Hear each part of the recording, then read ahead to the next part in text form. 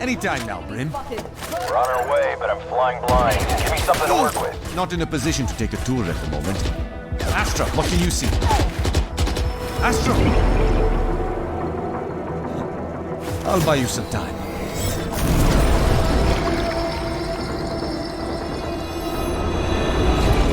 Bryn, you copy? Copy. Talk to me. Incredible. And somehow familiar. Astra? Yes. Heading in. Hang tight.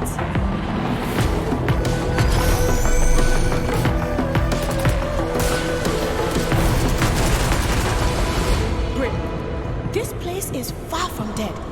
They can use it. Huh, I may have found a silent approach. Good to know.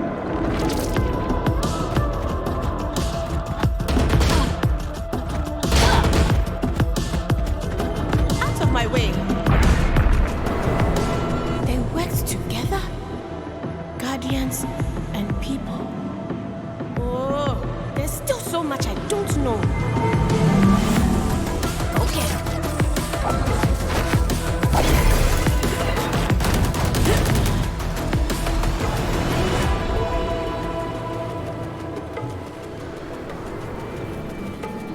Another Radianite site. The amount of power held here is staggering. We have to stop them. Good, you're back. Now help me deal with your counterpart. Counterpart? She's already here.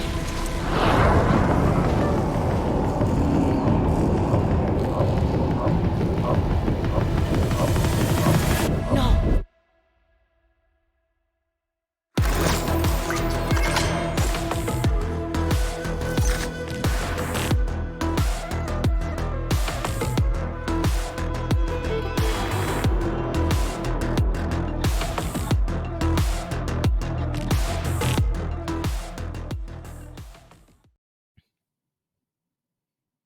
Howdy, folks. Welcome along to some of the latest Valorant footage on the new map. I mean, we've already seen some bits go up from various influencers, Tom. I'm excited to kick this one off here at the Goose House.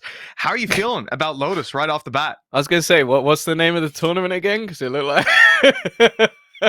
look like you went, welcome to the... I forgot to look at what the name of the tournament is, so I'm going to just wobble for a little bit.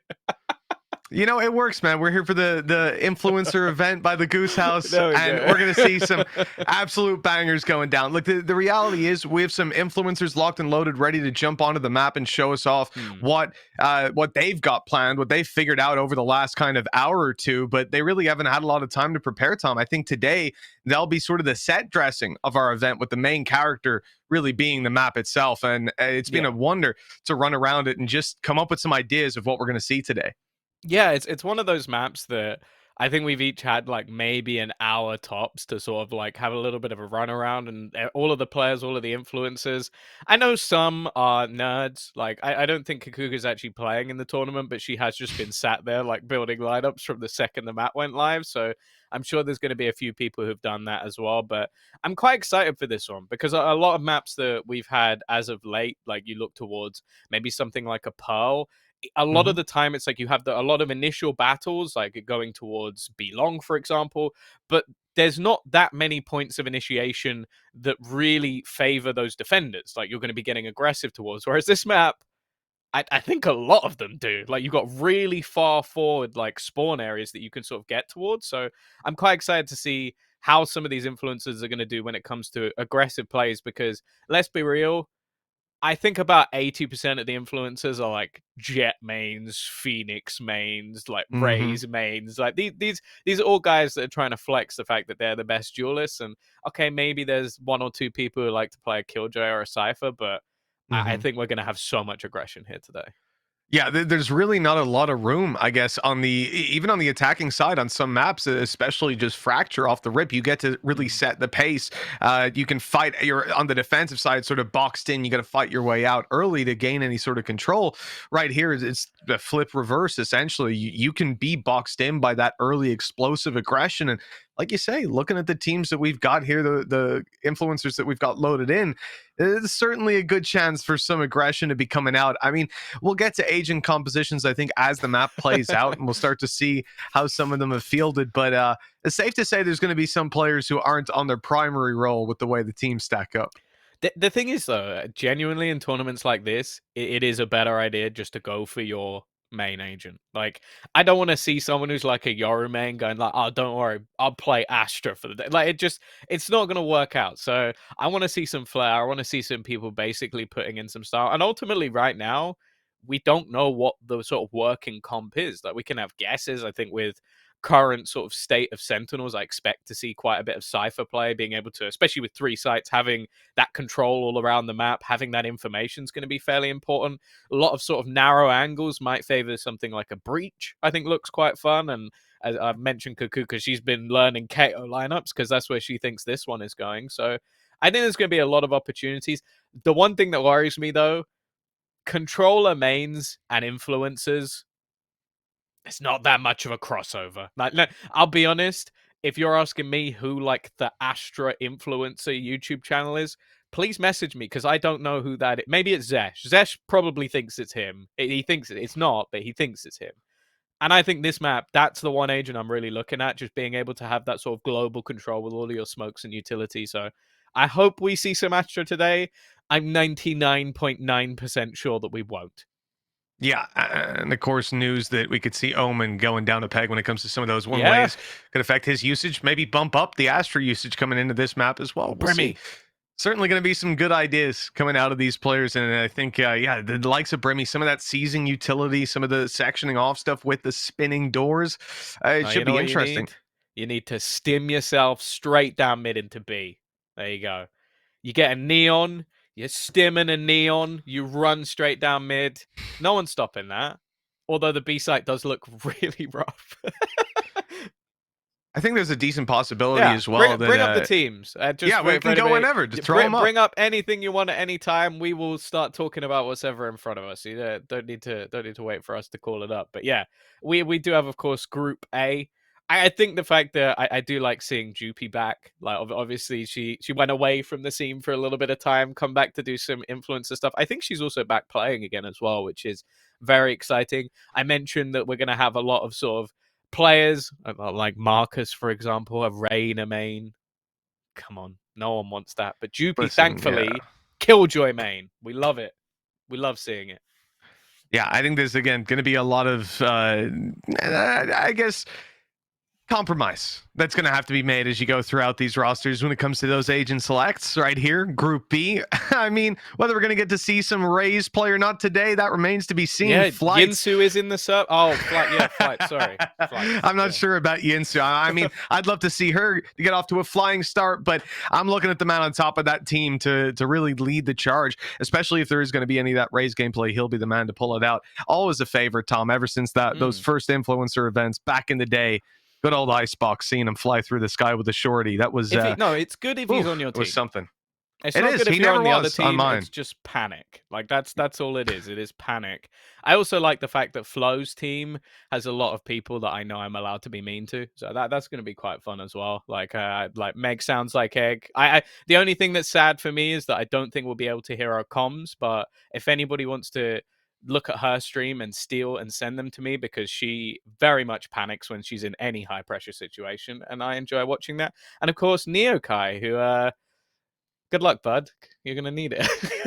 Yeah, I'm expecting you to be super nice to him today, Tom. Oh, obviously, yeah, Neo was a fellow commentator. I'm always nice to he was a fantastic guy to hang out with over in Copenhagen. I really enjoyed chatting about life, about the game. So we're fully expecting Tom to be an incredibly support kind our fellow talent. Yeah, absolutely. Speaking of fellow talent, we've got car football, man. Gregan in the server. Love car football. My favorite. Oh man, good old car football, Rocket League, what Tom is referring to right there.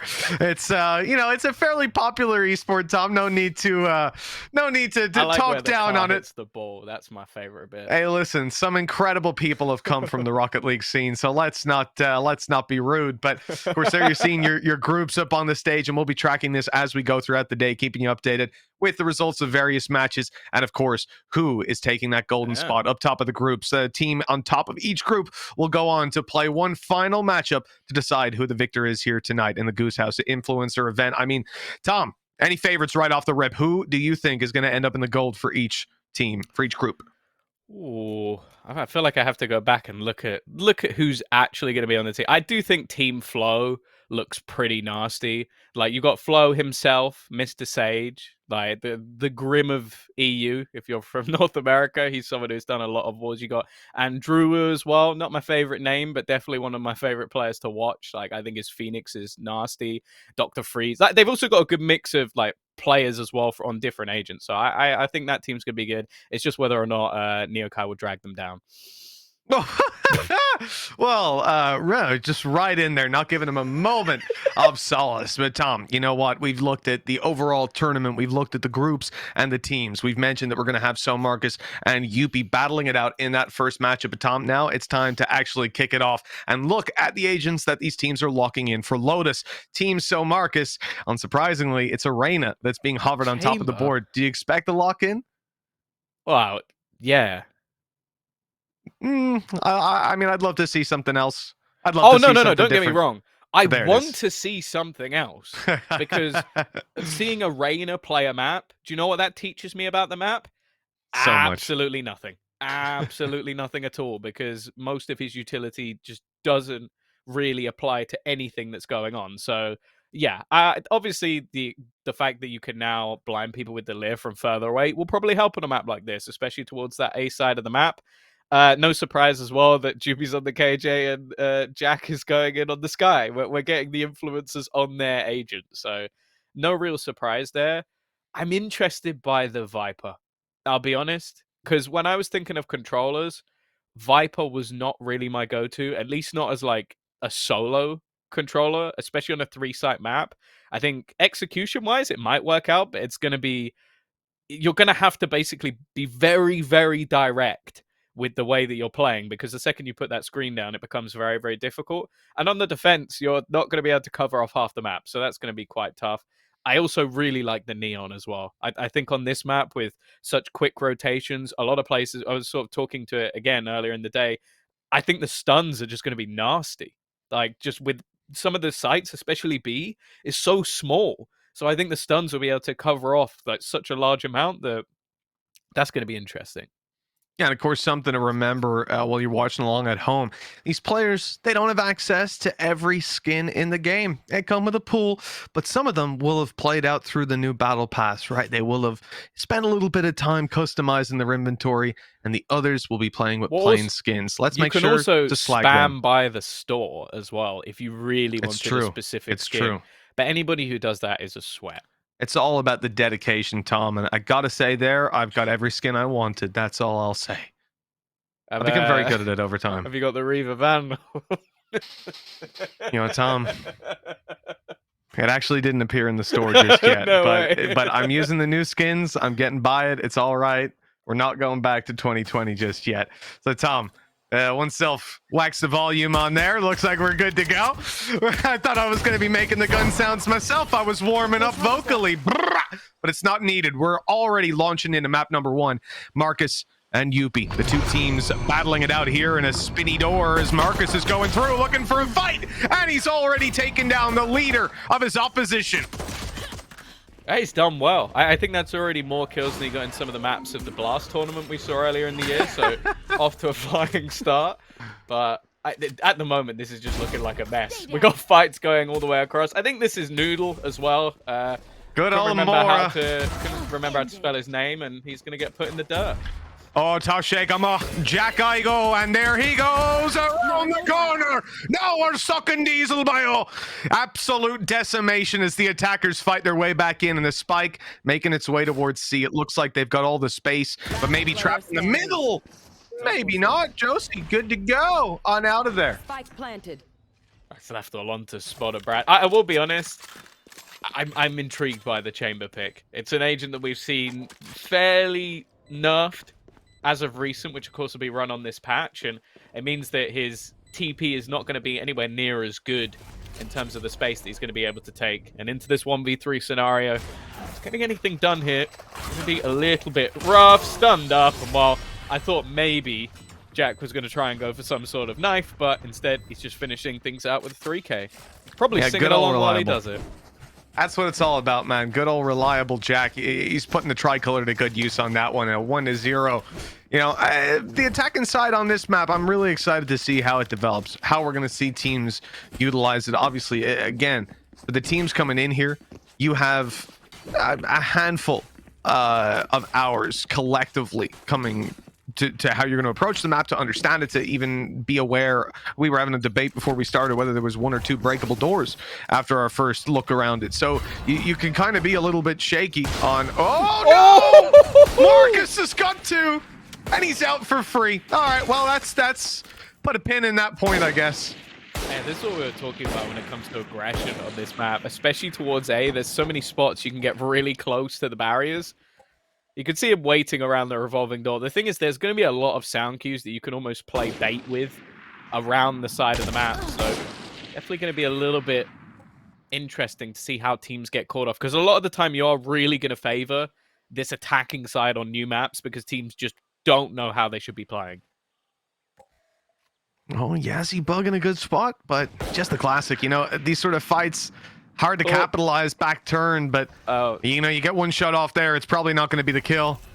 And they're all returning fire. The information, the later flank may be worth it. Good damage with the picked up weapon, but that's all it amounts to for now. Nobody to capitalize, nobody to take them across the line. And with chamber falling, hhoenac's last and dealt with in style for 2 rounds. Yeah, very nice shot off the back of the Marshall. Oh, look our pretty little replays. I do like the fact that Marcus gets a couple of kills and then just disappeared off the face of the earth. Yeah, that's SoMarcus style. Now we'll see him go back to the blast performance for the rest of the map, I think. No, look, as we always say, if you have a Reyna on your team and they're not fragging, well, then they're not doing their job. But right now, gotta give him props, Tom. He's had 2 good rounds. Let's see what else he's got in the tank as now we come into round number 3. And the opportunity for the defensive side to really get something done.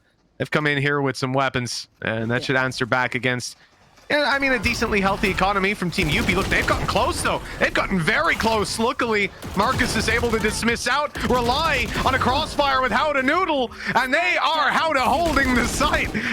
Well, they were. Expect a double kill, and maybe that's falling apart.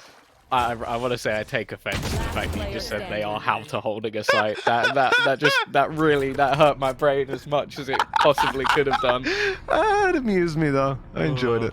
Well, do you know what, Mitch? I'm gonna let you take this one. This is an Irishman and a clutch. Well, you know what? Our day will come. Maybe it's today. Jack, I go flash in, looking left, but he looked to the right at the wrong moment, just as yazzybug rounded the corner. Unfortunate, but altogether a decent round thanks to that double kill coming out of the Spectre. Yeah, it made it a little bit more costly.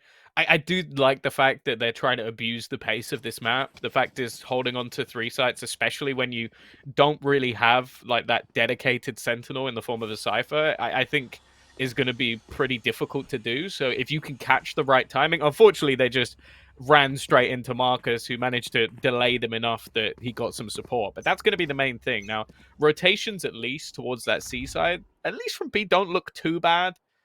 But it does seem like on the defense at the moment, they're just picking a spot across the map to try and get aggressive and basically hold that with the double duelist.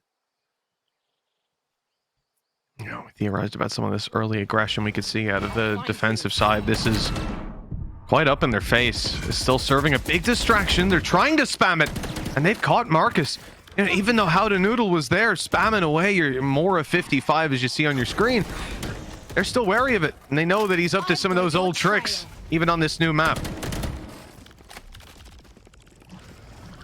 Definitely not the start they were looking for, and well, this is more of what I was expecting. Just a few angles not being known. Okay, Noodles managed to take a little bit of extra space and make this one look a little bit more competitive. But again, we're just seeing the value of that Neon, basically being able to bypass a lot of that control. Did the doors show up turning on the map as well? They do. They That's do, actually really cool. I hadn't noticed that before. That's so much info. Obviously, you can hear them. They're incredibly loud, but that's going to give a lot of information over to the defensive side, each side they turn up on the map. So that's interesting. Yeah, there's no indication of the door being broken or unbroken, but those two spinny doors, they absolutely do appear on the map once they're active, once they're spinning. Defenders struggling to hold on to any of these weapons. At least a good fight put up. HowToNoodle, you know, really trying to hold on to the Vandal. On that swing out, though, to pick up one or two more, ends up costing them everything. And look, this round, for what was in it, a good try from HowToNoodle. They have a few more problems there. I feel like that's the only real silver lining. It is, because that's the thing. It's like, as said, for defensive sides on new maps, you're not necessarily going to know every angle that you need to be aware of. So we saw that for a moment with Yazzy just basically being completely flanked out by Josie on the other side. That's going to happen a lot more in the early stages of this map because, again, there's so many different spots, especially through mid and B, that can basically just give you a little bit of a bypass to some of the angles. Face your fear! Here we go. Oh no. That has not gone according to plan whatsoever. And, you know, not even possible to trade when it's the Reyna. The dismiss used, very rare that you get to compliment a Reyna's utility belt. But here it seems to be a consistent thing. Marcus is making it work. The rest of the team needs to do the same, though. Now postured up for this retake. Advanced position by Jack. He's not able to get himself to kill, and with the stinger, the element of surprise really was what was going for him. He's being dropped, and his teammates now have a few more angles to consider as they start flooding back into the site. Looks like not too much trouble. That Killjoy ult buying them a whole lot more time. Oh.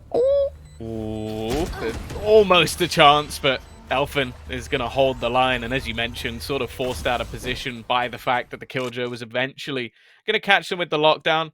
The thing is, even though the Neon is lost very early on, just the amount of space that we're seeing taken very early in these rounds out from the attacking side, it just seems to be making things very, very awkward. Also financially, Marcus's team are kind of, well, they're putting themselves in some awkward spots. Let's put it that way. Yeah, I think that's fair to say. You know, you look at those credits, they're really not pretty right now. One round on the board. You really want to push past it and get yourself a better chance to compete, some better weapons, but it's not worth it most of the time. Here they'll stack up, use the numbers to their advantage, but Jupi has just sprayed them down, ending any hope, really, of damage in a round like this. Double stack up, they're at least able to trade, but even recovering the rifle is impossible. Oh. hhoenac managed to at least spot one of the players with the paranoia. Just leaving them completely blind, and again, you just see the amount of space that's able to be taken across the map. The defense are just unable to really catch off all of these late lurks. That was one of the questions I think a lot of people had on this map, is how lurking's going to work. And it does seem to be just being able to take that amount of space and then leaving a player behind somewhere. It just becomes so difficult. And well, Jupi, it's someone I mentioned at the beginning, just being very happy to see back. She's absolutely fragging at the moment. Yeah, I think you see as well in some of those moments, some of the pushes that are coming through, the benefit of the lack of hours that the teams, the players have on this map, right? When you're on the defensive side, you have to adjust to their utility coming at you, and you don't have that second sense of how the map plays out, how it breathes and responds to utility usage. Two shorties in play, but it's you know, for the first couple seconds, I'm a big fan of it, but Jack is a good read. You know, you go down to 50 HP, it's time to get that, well, probably even earlier, time to get out of there. Otherwise, that Viper gets a huge advantage in the fight. You go up into unlucky missed shot. Yeah, this is one of those spots, the A stairs spot, that I think is going to be really nasty for operator players. You can even see some of the early picks they're able to get through on that A site. It just becomes so difficult to try and fight in that direction. The problem right now, though, is that they have had to give up space elsewhere. So even though B is locked down by a Viper's pit, the C site is almost completely open. It's just Marcus sort of holding around that position, trying to basically cause some issues as they make their way into the site, and maybe just wait for the retake. There. And this timer ticking away. It's going to force some of these defenders forward. The pacing seems good on this push. Jack waiting. Only the one to be found. It's a setback. The attacking side, you know, there's still time to worry about some utility used to keep them back, but Marcus managed to slip by. That's a good position, but he's given it away. He's been spotted. The element of surprise no longer there. His teammate tries to push forward instead. Can't find anything. Marcus chasing her down. But Josie's got the kill, finished it out 6-1.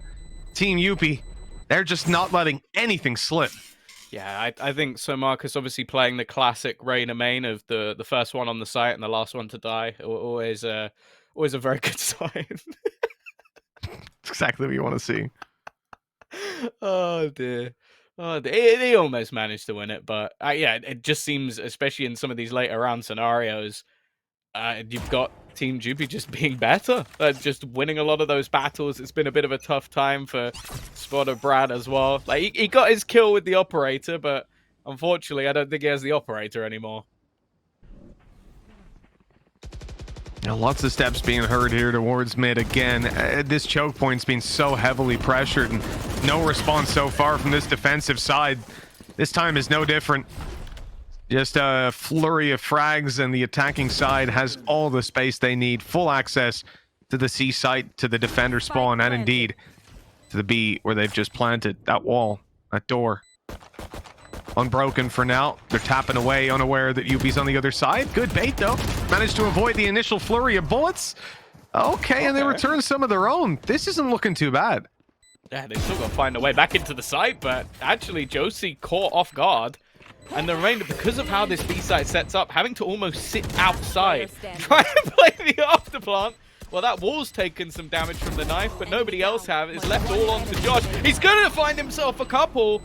But the time isn't quite enough. A very nice attempt, but finally, Team SoMarcus will get themselves a second round on the board. How much does it pain you that comes at the hand of a SoMarcus clutch? He's last alive again, though, isn't it? Just baiting, really. Just baiting Reyna. Yeah, I think we've pretty much got him pinned down to a T right here. I do call him Bainer, but normally for different reasons. I see. Didn't expect to feel jealous today. 6-2. Look, this is a strong attack out of Team Jupi. Marcus, no doubt, giving a rousing speech, getting the team ready to fight their way back into this one. It's a tall task. It's a big request. Let's see if they've got it up their sleeve for now, at least. Team Jupi good on the trade, moving towards the A site. Oh, so close to finding the kill, but Josie instead has got the trade just sliding in. The stun is nasty as he didn't stand a chance. And has put the team with a 2-player advantage. hhoenac just trying to find anything to get back into the round, but might just be forced to save. I will say I like the aesthetic of playing Viper and then having the Viper skin as well. Like I dig it. Oh yeah, oh yeah. You got to commit. I do think that there's going to be a huge advantage, especially some of the first times playing the map, of starting on the attack.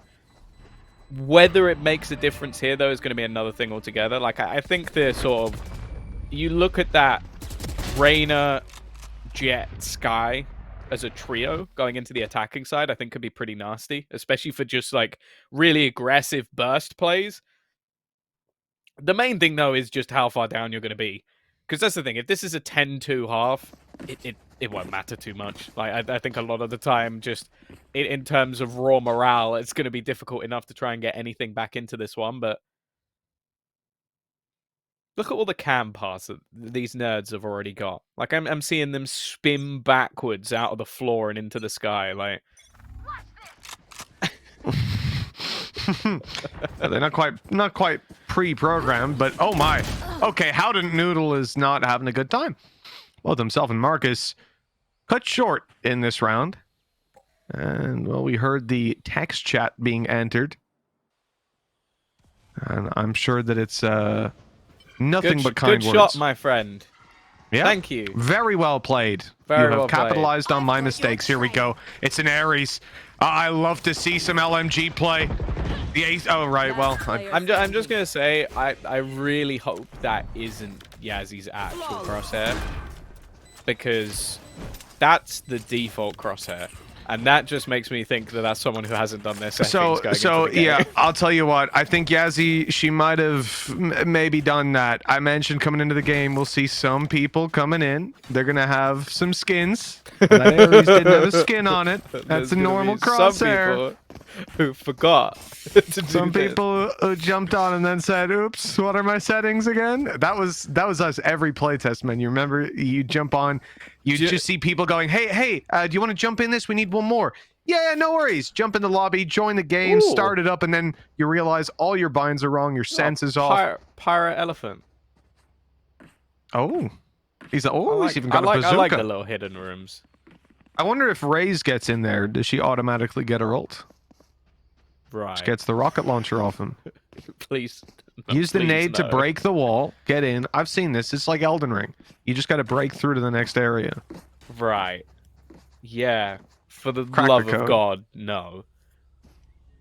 Really, no thank you. But of course, these are all 𝗧𝗲's flight paths that he's pre-programmed.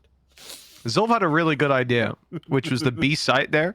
You see the 𝗧𝗲 way had a good there's- idea? Yeah, this one good idea he had. Okay, this just big one. circle here. He had the idea that when the spike was planted, or I guess maybe I think it actually makes a lot of sense There's when the another spike is elephant. planted. Back up. It either closes or it gradually closes. Hey.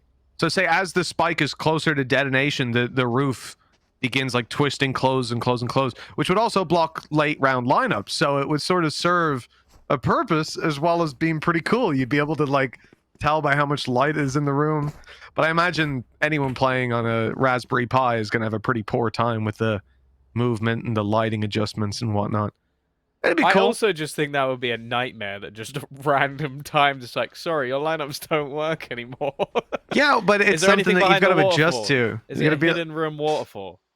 Or is it Oh, just... we were messing around with this earlier, myself and 𝗧𝗲, and this exact angle that he's on here on the boxes is wall bangable, but only like exactly where the boxes is. It's a very, very narrow angle, so it's not really too useful.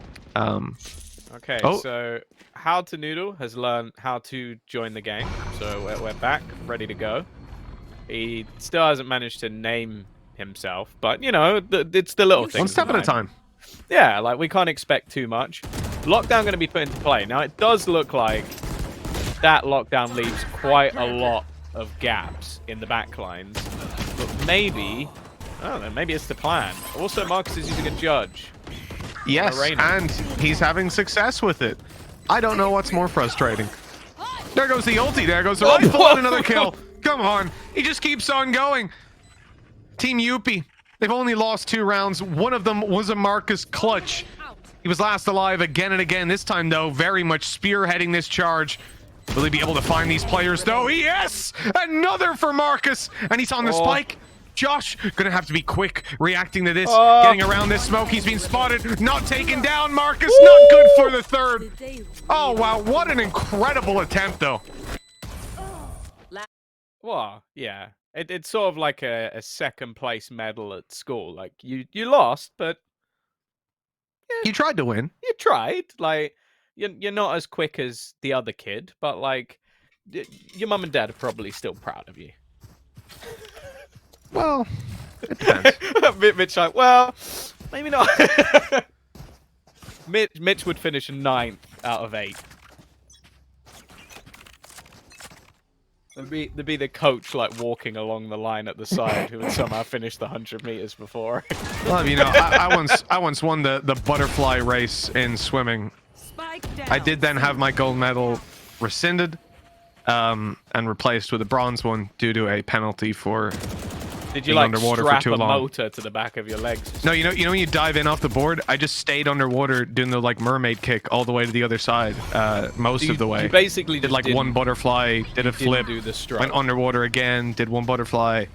I was like, you know, both of those moves are allowed, but apparently there's like a percentage you're allowed to be underwater for, so it was unfortunate. Who likes rules anyway, you know? Yeah. I still got a medal, so, you know, they rewarded what I would now define as cheating. So cheaters So- sometimes prosper is what you're Shout trying out to say. Ireland. They taught me how to be an adult. Here we go though. A 4v4.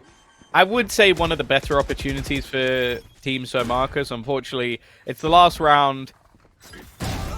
Oh, that's gotta hurt. That's not gonna feel good. They're both completely blind. Oh, that's gonna be in a montage of him singing over it tomorrow. That's disgusting.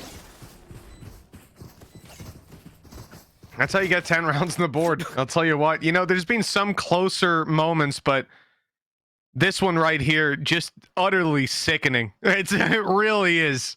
I hate that he full W key sprays as well. It's like they're so dead that he doesn't even really need to aim. You know, it's sad because this 10-2 scoreline, it really, a lot of these rounds have come down to some margins that could have seen it in a more competitive second half. But yeah, closing it out like that, hammer to the nail in the coffin, you'd imagine. Now just 3 more needed for this defensive side, and well, we'll see if they can replicate some of that attacker aggression. Right now, it looks like they're lined up to take the A site more or less for free. Turret watching them on the cross, but after they deal with that, they can just waltz on in. That's the thing, like, how far can... Okay, I was about to say, like, I was looking where Jupi's alarm bot was in B, and I was like, can it go that far? It's quite a big map. Yeah. Would have had to have a sort of ridiculous range on it. Instead, though, they've just almost run and gunned straight in towards this side. Look at the flank, though. There is going to be the trap watching it, so that's at least the information for Brad, and a nice shot from him. Last player standing. Oh, wow. Team Jupi answered that one back pretty quickly. Great amount of damage done across the board, but just too many guns left alive. That is not the result that you want to see coming out of that round, especially, again, with how close it is. 1 or 2 bullets finding their mark on that attacking side, and this round is completely different. Just look at this. Split second, and 3 of those players in the initial engagement were down to red HP. I would say all 3 being 1 hit. That is incredibly unfortunate, but again, Team Jupi find the round 11-2. Yeah, I think what I've learned so far this map is I really want to see more neon. I think obviously it's going to be Cypher. It's going to be inflated by the fact that this is the first time probably most of these people have played the map. So neon just being no. There we go. Pace change. Yeah, I think Jack's probably screaming to his teammates that they're rushing again. Probably not expecting them to rush A for the second round in a row, but clearly still some confidence there for Team SoMarcus. Well, there has to be, realistically. Like we mentioned, on a map like this, that explosive early round fight, it's almost guaranteed. The attackers certainly don't have a choice but to risk it when they go for any control outside of their spawn. That's a lot of control. Spoder's right up close. I mean, there's so many angles to clear on the way through. Do you check close right? Especially not with those steps being heard from Viper. Spray away, kill is found. They clear close as well.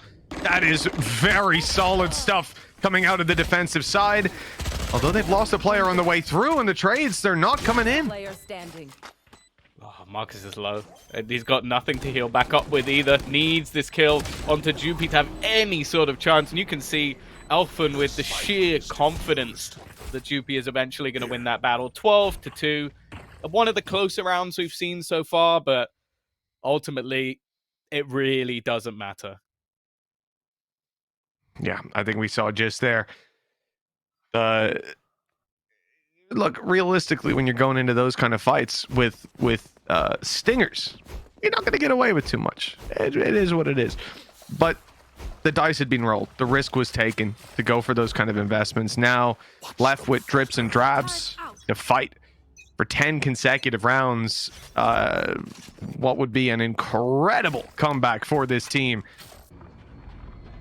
And again, you don't have a lot to fall back on knowledge-wise of the map. This guy's he's crazy.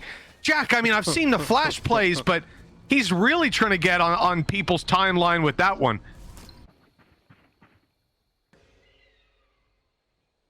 He's currently singing Rolling Around at the Speed of Sound. That's why he's got to keep going. Nice work, though, from Noodle to at least sneak his way into the backlines. Just sort of roaming around. And you can see pretty much all of the defense at this point starting to call into question where he could have possibly gone. Elfin, though, very quick to find the trade onto Yazzie. But again, they don't know that there's sort of a snake in the grass. Looking to try and hold off on those rotations. Jupi will eventually fall as well. And well, I'm not saying a third round is guaranteed, but I'm looking at a man walking around with a Bucky and a Frenzy, and I'm hoping that it's guaranteed. Oh, ye of little faith.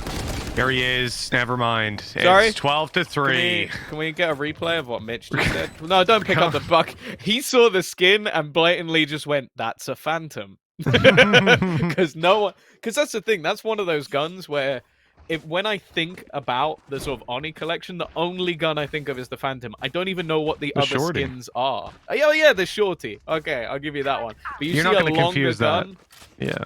you're not going to be like, and of course he's bought it again. What even is the other one, right? It's the... Obviously, they've got the knife. Shorty, the Phantom, Yeah. the Bucky. Is it an Ares? I don't think so. What's the other one?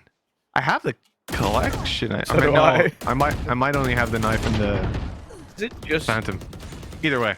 Oh, it's Guardian. It's the Guardian. Ah, okay. Yeah. I that can't makes aim, sense. so I don't use that gun. Gotta spray and pray. It's not a Guardian play style. 12-3. Solid stuff from Jupi to find the opening. Another follow-up from the team. And now, well, Marcus got a couple of tough calls, a couple of tough rounds. Maybe they could finally find a response with Spoder's kill. But, well, there's the bookie finally landing, finally getting its own. And it was inside the Viper's pit. A flash play. You're absolutely sickening, Jack. Disgusting. Doesn't even take the kill. Doesn't need it. 13-3.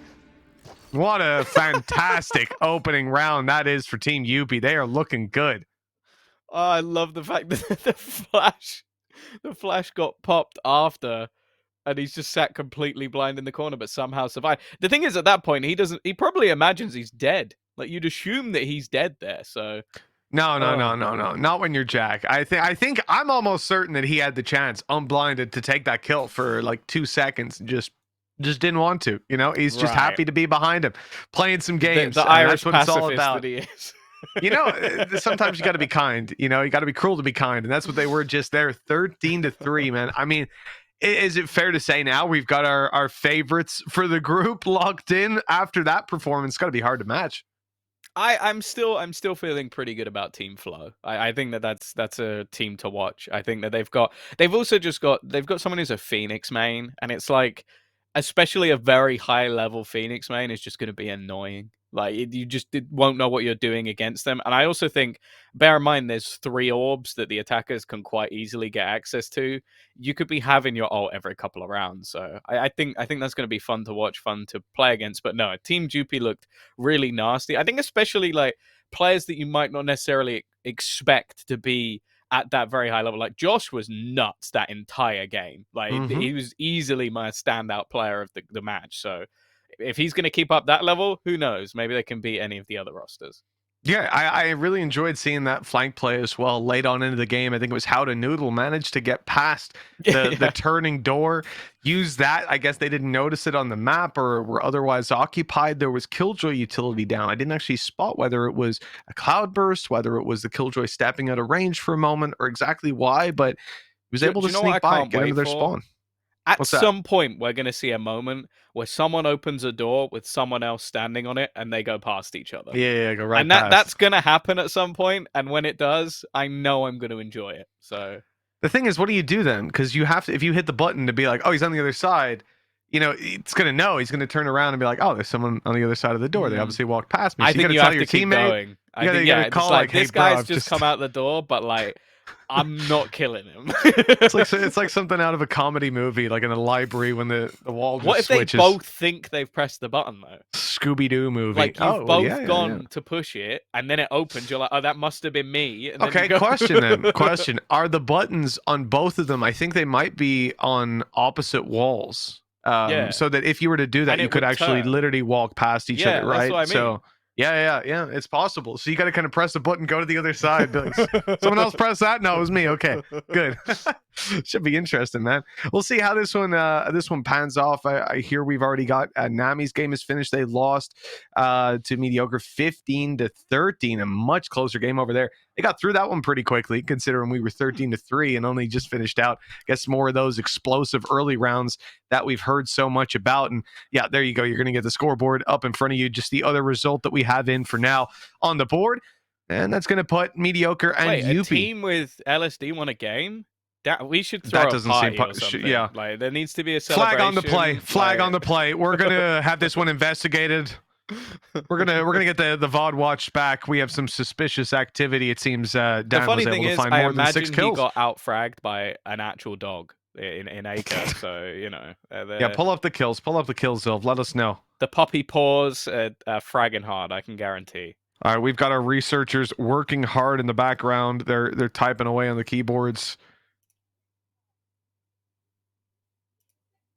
Here we go. Okay, we've got the scoreboard. We're ready to roll. Acre wow. was top. Well, Blackout was up there from Teams GG. 31 kills and 18 deaths. Fantastic display there. Yeah, Dan, Cypher LSD, 25 kills, 17 deaths, 9 assists. We're going to need an official to take a look at that. Check him PC. This is not Yeah, normally. no, I don't think it's him because he's not playing Neon and they didn't play a duelist. So it can't have been him. Yeah, we have clearly someone's let Scream play on this PC. So let's get that one sorted in the all background. the players, you pick Scream as the sky. You know it. Wouldn't be 𝗏𝗏, you know. But we've got good old Jupi and Mediocre coming up in another round. Those essentially the winner there being the decider for the group, going through to play on against whoever tops out Group B. Of course, still waiting for the results of those matches as well. So we don't know who is the favorite. Ooh. Both games 11-11, and obviously, as we've heard from Tom, he's a big fan of Team Flow. I throw my hat in for Team Flights. I gotta believe in the man. But well, it's anyone's game. Yeah, I think what so. I remember. Wait, so I remember that we got told what the second game is, but we got told it wrong. So it is actually going to be Flights versus Flow. That's the next game, right? Yeah, Okay. yeah. So that should actually be a banger. That might be the decider of the group, depending on how the other games obviously go. Yeah. When I was saying earlier the Team Jupi and Mediocre, I only mean that in that they're playing in the next round. So that's going to be an identifying feature of that one and a match to keep an eye on. But yeah, for us, we're going to be going over to Team Flights and Team Flow, where I guess we can view that as a bit of a Tom and Mitch battle, right? I'm going against you. I've got my gladiator in the arena. You've got yours, and This is the thing, we'll see right? who's going to take it. You have bet on Yinsu. Yeah. When you put it that way, I do start to regret my actions. Well, she did say she's going to lurk and play Odin, so I think you're in really good hands. Yeah, in that case, it's turned into quite a conundrum. I'm going to need a while to think about this. Do you know what's ponder? Fun? Meg versus Sue. That should be fun. That should be very fun indeed. And it's going to be coming up in a little bit. For now, we're going to go to a break. We'll be back with round 2 in a little bit.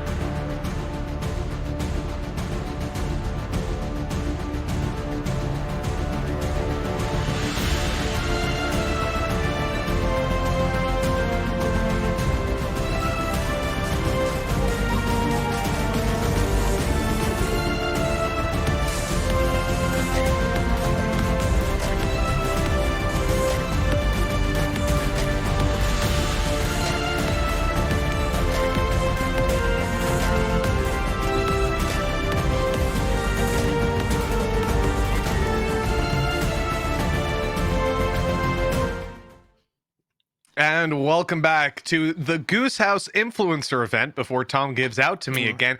More Valorant action, showing off the latest map added to the pool, Tom. Already, I think we have some impressions from it. 𝗏𝗧𝗺, completely viable. What are your thoughts? Nope. No, it's not. No. Well, I'm not sure why you'd say that. I'm an evidence-based man myself, and from what I've seen in the previous map, I think it's fair to say this is the 𝗏𝗧𝗺 meta. 𝗏𝗧𝗺 FC No, were before I their think- time. We'll call it here. As we will always say, you need to remove Irish people from any date. No, I'm joking. What a British thing of you to say. That's how out of character for the bold white Britishman to say that. If you base your data off of Jack playing Valorant, you're going to have some very skewed results. Firstly, you're only allowed to play Sky. And secondly, you have to pop all of your flashes instantly while singing to the song of Barbie Girl. So I'm not so sure that's how everybody should play Valorant, but I do like the fact that that's the way he plays Valorant. Well, that's it. Because that's what makes him special, Mitch. And I don't want to remove what makes him special. To each their own. And, you know, Jack, I'll say this, he has figured out his own. And, you know, you got to respect a man for that. We got to look at the groups here as we've had some of the scores filled in the break. Team Flow and Team MP 13-11 in both cases as Flights took down Team Flares. You know, it's an interesting way to start it out, Tom. You being wrong and me being right. What a funny turn of events. No, I wasn't wrong. I said if 𝗏𝗃𝗀𝗃 completely bottom frags and pulls them down, they'll lose. And that's exactly what happens. I don't know about that till I see some evidence to back it up. My man 𝗏𝗃𝗀𝗃, he's the cream of the crop, really. I actually when have it comes the data. Oh, really? Well, that puts a bit of a pin in the works for me. Ooh, okay. Because otherwise you have to blame someone else on the team. And let's be real. Could it ever be 𝗏𝗏𝗺's fault? No. Could it ever be Meg's fault? Never. Flo or Andruwu? No. So it was 𝗏𝗃𝗀𝗃's fault. But that's why he cast. That's the rule. If you can't play, you cast. And if you can't cast, you observe. Isn't that right, Sylv? Wow. Well, looking at how some of our games go, Tom, I'm not sure it's fair to throw 𝗧𝗲 under the bus like that for underperforming. Before this man pulls out some scoreboards of his own, I think we've got to move swiftly on to the teams we're going to see. As I said, Tom, look, you started out by saying that your team Flow would beat my team Flights, and I stand by it. In some respects, you're not wrong yet, but the opening results certainly not looking good for your team. It seems that 𝗏𝗃𝗀𝗃, you're going to put all the blame on him, Tom, and that's you know, I don't often see that from coaches. You know, typically they'll come out and say, yes, Johnny did miss the penalty, but you know, at the end of the day, it's about the team environment, and you know, everyone down to our dietitian shares like in this used loss. A bad example. If you miss a penalty, I think that is kind of your fault. Well, Harry, you heard it here first. But listen, Tom, I just want to hear from you then on sort of some of the excuses ahead of time. Really, if you want to get any of them out of the way, go ahead. Some of my excuses or Neo's excuses? I mean, if you want to speak for Neo, you know, I can't allow you to do that on his part, but it's fine by me. You know, I think he'll say something along the lines of like, maybe he tried to IGL, which I don't know. Probably not. I think he's got some pretty vocal players. Some would argue he's playing a supportive role, but he's playing KO, so a lot of the best fraggers in the world play on KO, and it seems like, luckily, we're being cut off by the game. Shock horror, Flight has locked in a raise. I don't believe it. Again, flag on the play for that one. This is just too out of the ordinary. We might have to get the metal detectors out here and just double check nothing strange is going on. But I gotta say, Flow's gone for Sage. Honestly, this is some of the most shocking scenes in Valorant I've ever seen. 𝗏𝗏𝗺's on an Omen. My God. So next you're gonna tell me Andrew's gonna play. Oh my. I will say 𝗏𝗃𝗀𝗃 on this Cypher. I mean, what are your expectations? Because I said in the previous map I'd love to see more Cypher on this map. So and now here we go. What this has done, right? So Meg was previously playing on the Killjoy. Now Meg's Killjoy is good, but I've been playing a couple rank games with her, and her fade is nasty. So even though I'm not sure how much faith I have in his Cypher, maybe it'll be good, but I have my doubts. I do think the fact that it frees up Meg to play Fade, be that a little bit more aggressive, be that person taking the sort of initial control, that excites me. Select your Okay, agent. well, as we see this lock-in come to a close, we'll have these agents selected, and I think you can already see that there is a wildly different approach to how they're going to be playing this. Even, let's take a look at the flashes on each team. Sure, they're both coming in with the Omen, so the Paranoia is going to be in play, and for a map like this, new to the pool, only a couple hours experience on it, you know, being disorientated certainly isn't going to help you out when you haven't got the basics to fall back on of how to play the site you're on. But when you look at the KO, you know, Karagi's going to have a lot more supportive ability for teammates. Andruwu's got to be doing it all by himself. Have you seen the message that 𝗬 has sent specifically for you, by the way?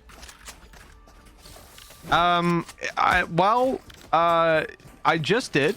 Yeah. And I'm not sure I can So read that out. do you have anything to say about 𝗬 playing in this match? Like how you, because she's clearly well, she's got something to say to you, so I just want to know if there's any sort of rebuttal. Well, I'll be honest, 𝗬. I don't know what I did to deserve this. I chose your team. Tom confronted me with the fact that you would be on the team. I made it seem like that was a bad thing, 𝗬.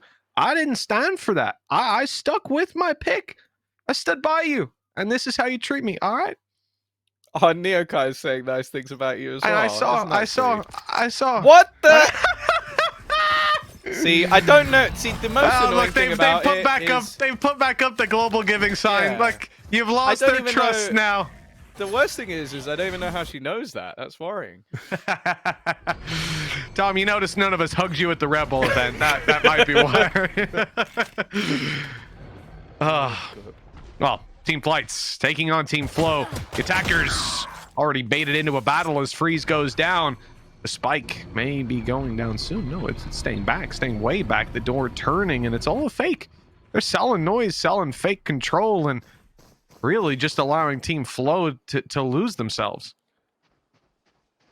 I say that. Andrew's in a pretty good spot. He's going to have heard all of the rotations. Doesn't quite manage to capitalize on it, though. A chance to do some real damage. But what it has done is allow them to at least get some control back on the other side of the map. Flights, the fact that he's already up to 3 orbs has me worried that there's going to be some nasty stuff coming. Although, I'm interested to see where he's going to blast pack off of on this map. And for now, at least, it's just on the wall. You know, yeah, keep it simple in a round like this. Little nade down. Neokai going to try to fight his way back in. Only the one to be found for now, being challenged, but not giving up the position. I mean, a solid hold, but he's going to have to do it all alone. An ace clutch needed, and it won't be found. Karagii with the triple to put the first round into Team Flight's pocket. Yeah, a great start for her as well, and already quite a few orbs being farmed up on that attacking side. I like the fact that they are like sort of rotating around the map and retrieving them, because I think that's something that really plays into the hands of the attacking side, because we've sort of mentioned it quite a lot. The defense has a lot of avenues for aggression, a lot of spots where they can sort of battle in the early stages. We saw it in the last map attempted by SoMarcus's team, but ultimately what the attackers have is the fact that access to those orbs, although they're not necessarily closer, the angles they have are better. Oh no, Yinsu in the corner. It's beautiful. Quick little double. And with that, Team Flights, they fall behind.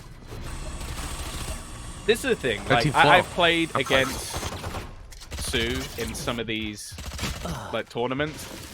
And I mean this not even just because she's someone I know and I feel comfortable insulting her.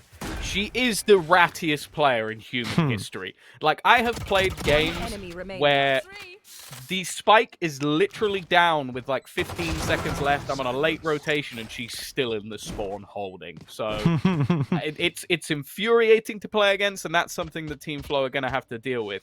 It is, however, once they realize it's someone they can look to try and isolate. Let's see if she gets the Odin out just for you, though, Mitch. Well, you know, again, she was talking all nice before the game. She was telling me she was going to play some Odin crouch spams for me, but here we go. Trash talk before. I just don't know what to believe anymore, Yinsu. We'll see. See if I can trust her as this game goes on. Dr. Freeze, just why? Well, a decent start in the end for Team Flights. 2-0. As said, they've already managed to build up some of the orbs. Oh, we got a little gathering. I am loving the Oh flower my! hat. Oh no! No, I don't know. He's just resting. No! Resting. Just resting. What happened? Oh, Oh Flights! no! It's already got the shorty play out. It's round 3. What's he gonna blast pack off of? I don't even know what he blast packed off of, but it worked. I think it might have been the wall again. It's just ridiculous. Flow might have an answer for them. Nasty little position if they don't check it. And look, that flash didn't catch him. Flow! Flow, wake up! Flow! Pick up your mouse, man! Oh no, he's being caught! You can't be asleep for that long. Andruwu, he had all the info. Flow was his cipher cam. Let's see if he can follow up with a little bit of damage. Oh no, it's all gone. It's all gone to hell. It seems like FlowAscended a little bit too early in that round. Oh god. Andrew though, he's putting in some work. He's got to be careful. Last man wrapping him from behind. Oh, No, you're crazy. You're crazy. He's going to try and bait out the showstopper. He's got plenty of time. She has no idea where the last man is.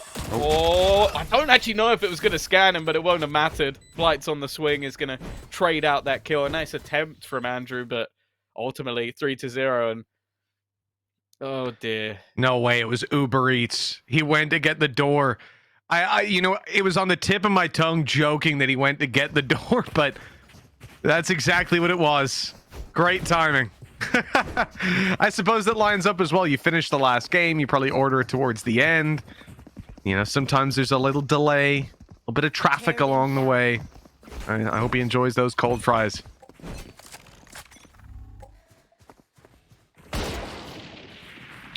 Neo trying to take the early fight. Not the classic gameplay you normally see from a Cypher, but something attempted. Yeah, Flo, they're probably going to check some of these aggressive angles now. I'll be honest, it doesn't work quite as well the second time around. Oh, here we go. 𝗏𝗏𝗺 back in position. Ah, bang! There we go, Meg. Well done. Well done. Get rid of him. Oh, Flights. Nasty triple. And he's healed right back up as well.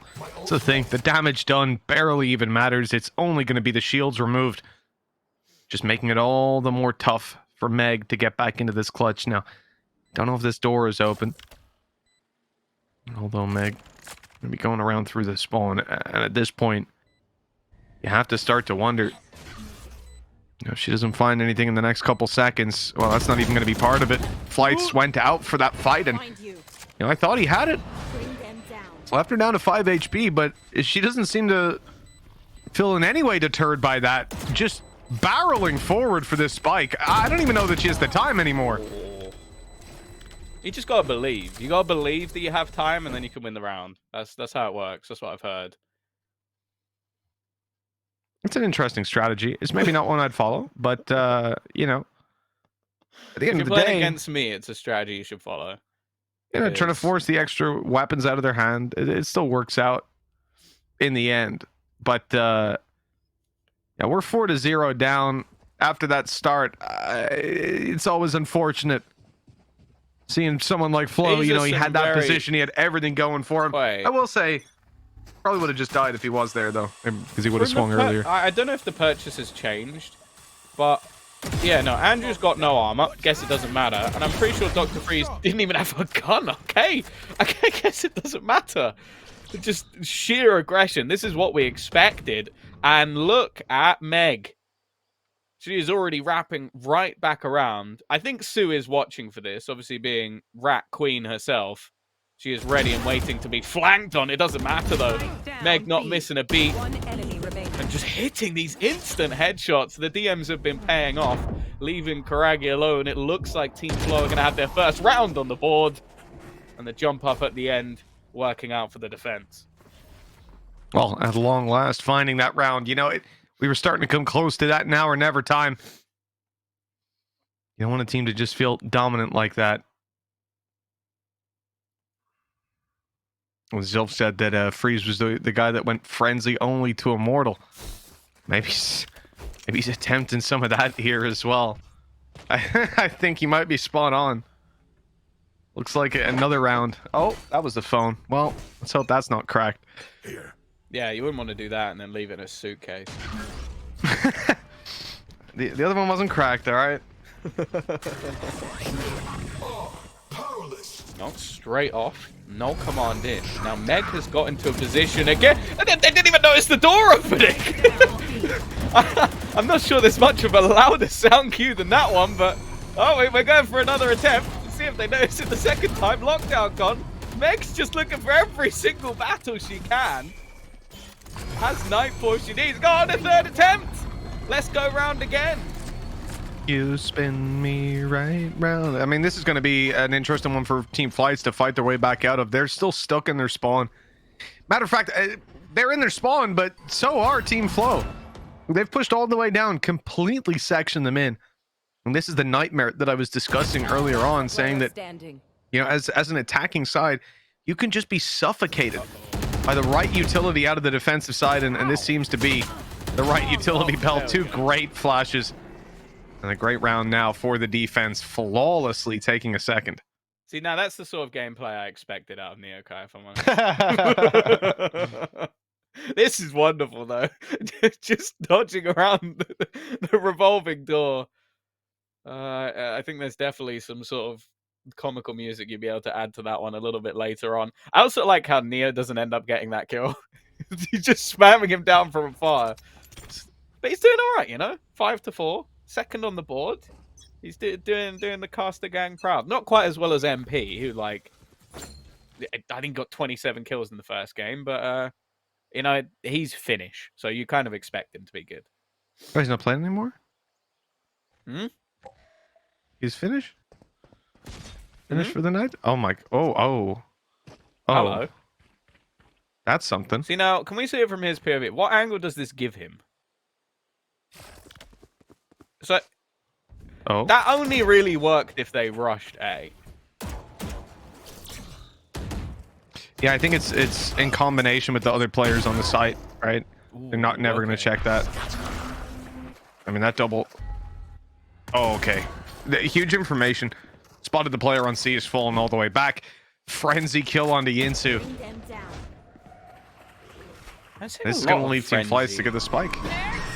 Dr. Freeze. I don't know if he's like a frenzy specialist or something. Awful lot hit by the Nightfall as well. I don't know if that's every player, but it definitely looks like it. Boombot going to give a little bit more on the other side. And yeah, it does look like the frenzy's come out to play again. Meg still going strong. Looking like the best player on her team at the moment. And the showstopper, she actually got the kill before Flights managed to shoot off that rocket. It's still going to be traded. And now left on to Flow. No wall in sight. The final slow goes down. He's one away from the res, which he will have online. Just going to be able to bring back Andrew and try and get himself onto that defusal. First player goes down, but it finds him the information, but he ran out of bullets. Oh, that's unlucky. I don't know if he had the time anyway, but oh, that is very unfortunate. A very nice attempt in the end.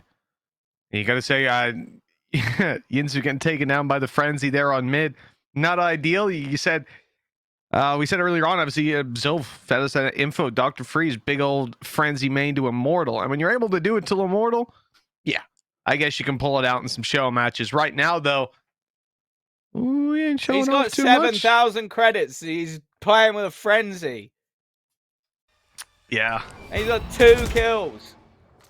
Yeah, he's doing the frenzy again, isn't he? So we'll see. One of those kills is He's Sue as below well. NeoKai. Oh man, I don't know where this NeoKai slanders come from, Tom. Just the guy's gonna think you don't like him. Neo, I love you, man. We had a great time. I enjoyed hanging out with you. More than maybe anyone else in that event. And now here you are. I mean, look, at least if he knows you, he won't be surprised. Yeah, that's true. That's true. I'm a bad person, but that's fine. Everybody's come to accept it. Back up and at him. Rezzed in. Meg trying that same old aggression on C Long's being caught, but... Oh, that's unlucky. Yeah, they might think these players are going to go back after seeing that C pick, but this is a full commit towards the A side. Okay, over the top of the slow. Now Sue 𝗬𝗲 probably won't peek this. Ever. 30 seconds. Yeah, just let the clock run out. Making our way onto the B site, and well, Flo was eventually waiting for it. Also, that wall's a little bit of an irritating place on the way back. The problem now is just the time. Look at where the spike is. 15 seconds left on the clock. Jords is down, and well, TheCaramelGamer is not getting that down. This spike is not being planted. You're gonna need to run faster than that. I can tell you that for free. Oh no, no, no. Yeah, not even close. This map proving to be a closer affair. A few rounds now for Flo, and they're right back in the game, really shedding off any of those doubts. I like how that was I a matter get of timing. insulted by Meg, and then I see her saying "nice shot" in the chat to the karagii as well. So I feel like that was targeted, you know. We're learning. Unfortunately for you, Meg, I know where you live. All right, Valorant commentator threatens prominent influencer It wasn't a threat. mid tournament. You know? That's for you, 𝗧𝗏. Just typed up the headline for you. Nice and easy. No, Jake's gonna tweet that one. He's coming after you. Oh, this is a nasty setup as well. Another bait up against the box. Andruwu stealing the limelight of the round. Flo, I mean, maybe he's getting another Uber Eats order in that corner. I think he might be waiting He's got the to spike. bait them in, but in the end, they've ran out of patience. And 𝗬𝗏, Oh, okay, Ratsu's what going is strong. that? The Aries play for a double. 11 bullets. This is going to be a tough follow-up, and the headshot is there, but the wall got in the way. A beautiful attempt. Yinsu, I forgive you for everything. It was just one message earlier, but I forgive you for it.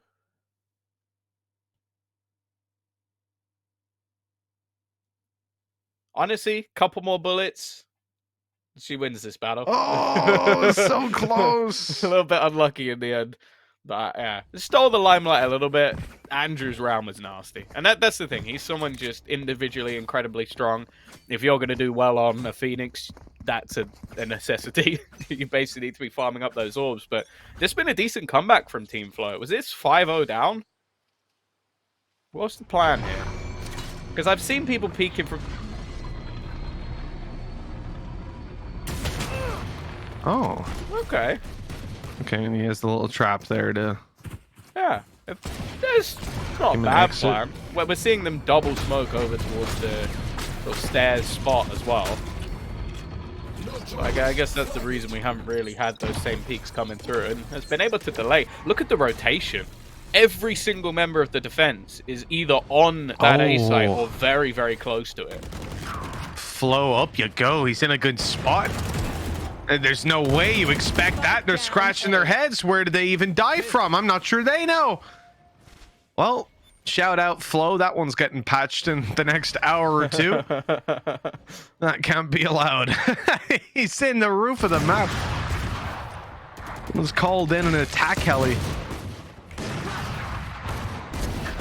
He's going to get one. Eventually traded out, but well, there's Andrew again. Just to clean up any of the mess. I didn't think he'd be stuck behind that wall for too long. I wonder if they did manage to retrieve the operator. Meg has found that one. I will still say that I'm still not sure about the frenzy on this map. It doesn't seem like it's doing that well. Yeah, I don't think it's a map-specific choice. I think Dr. I'm Freeze went, pretty you know sure what, the frenzy? I played with and against Dr. Freeze before. Very good at the game. I don't know where on this map I would want to play just a frenzy. It also does really bug me that Meg only has 100 credits and the rest of the team has like 7,000 apiece. But hey, well, a whole lot of control going towards Neo. They know that Cypher's here. They know this ult is going to can. So that's the spike. The spike is pushing. The TheCaramelGamer just gave them the spike. Oh, it doesn't matter that they've got the A site under pressure, that Neo needs help. In fact, they can send the whole team here knowing that that spike is theirs.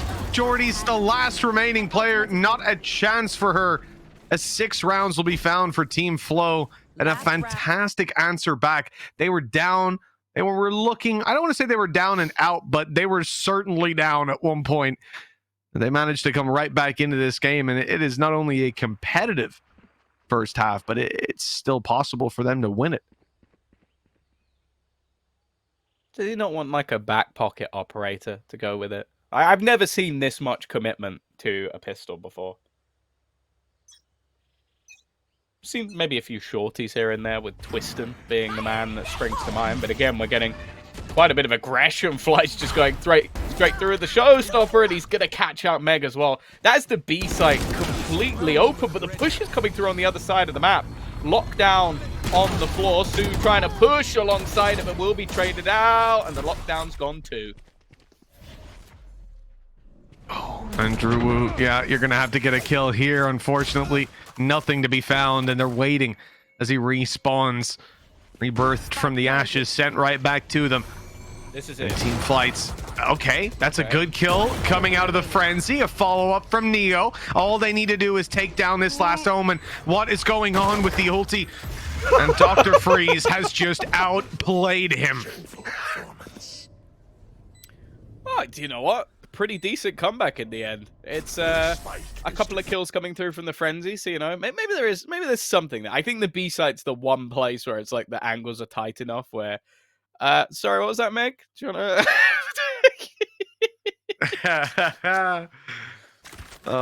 well, she did run for her life, but didn't manage to keep it.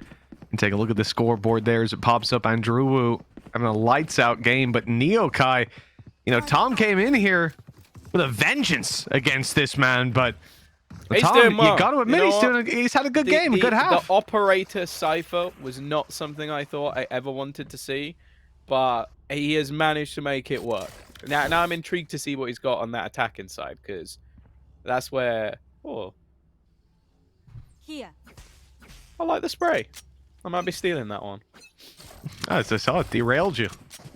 You just struck you know, by its beauty. I like new stuff, you know? It's always nice to see. Flights, again, was great in the last pistol. Looking to kick this one off with a vengeance, but the take has already come through. A backwards thrown flash, and Andrew's taken so much damage. Dr. Freeze trying to pull off some shenanigans, but not this time. Oh no! Up and over! Flow! Dropping down for more, and he's gonna get away with it! Oh, it's a disaster! The kills stacking up for the attacking side. They were behind just moments ago. But now victory within their grasp. The CaramelGamer last alive.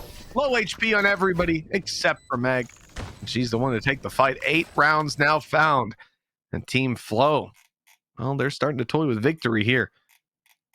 Tom, you feeling confident? And I mean, they're on the attack side now, and that's where we've seen a lot of teams pick up the rounds.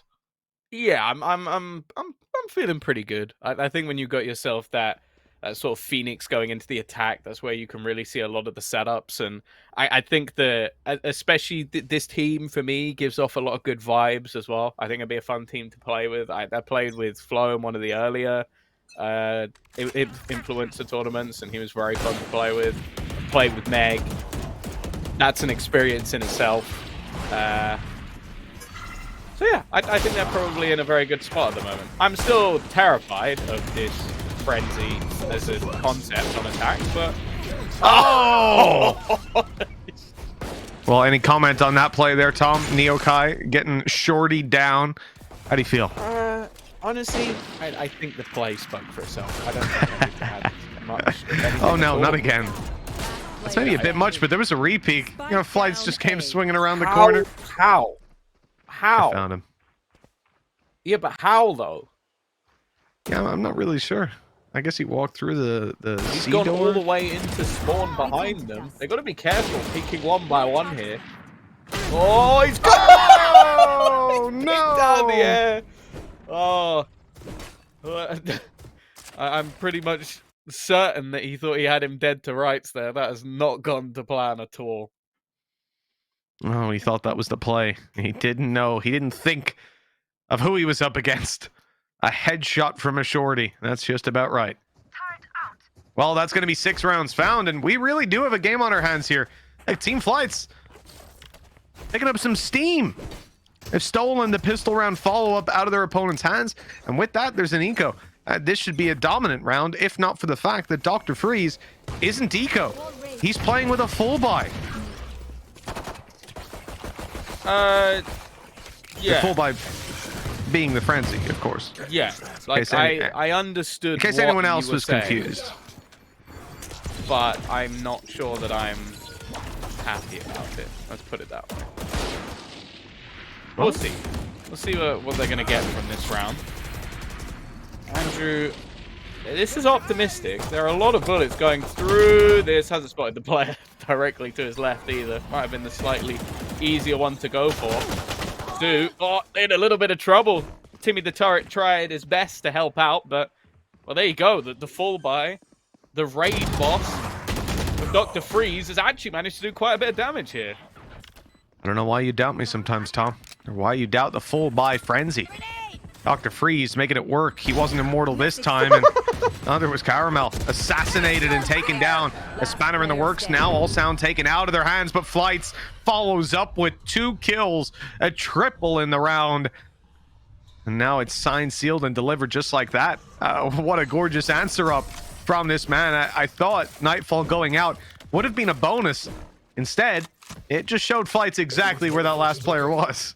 Well, that's the thing. We know that Flights is always going to put up numbers. I still remember... you'll probably remember this as well, though.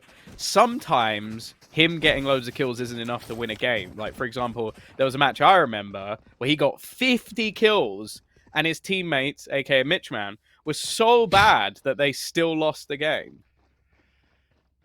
When was this, Tom? That was when you played against me and you lost.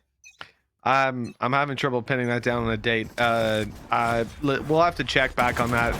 Yeah, that's why I'm 1-0 me versus you. Do you remember that?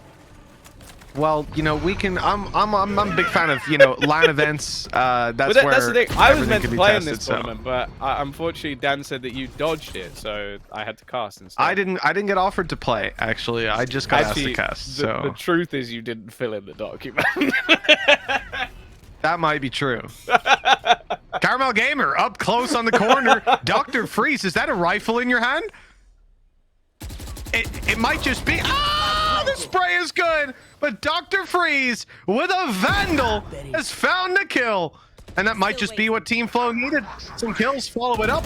They're looking to hold on to this just a few seconds longer, and Meg following through on the Jorhdys. That should be it locked in, and indeed it is. Yeah, honestly, I am surprised though. Like, who knew that sometimes it works out better to use a rifle than a frenzy? Like, it sometimes in Valorant you have to admit things, you learn new things every single day, and yeah, Dr. Freeze pretty good with a rifle. Who could have guessed? Who could have thunk it, Mitch? Never would have thinked it myself. Well, he's kept the rifle. The buy as well is looking a little bit stinky, although I will say that Yinsu has invested into an Ares, so there you go. They'll probably win this round. It was a headshot, but you know, the Spectre headshot doesn't quite pack the punch you need. Otherwise a good nade, but again, the weapon's in play. That's what he's walling off and then continuing to push through it.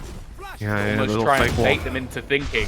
And then it's funny as well because his teammates are now reclaiming the ground that he already took.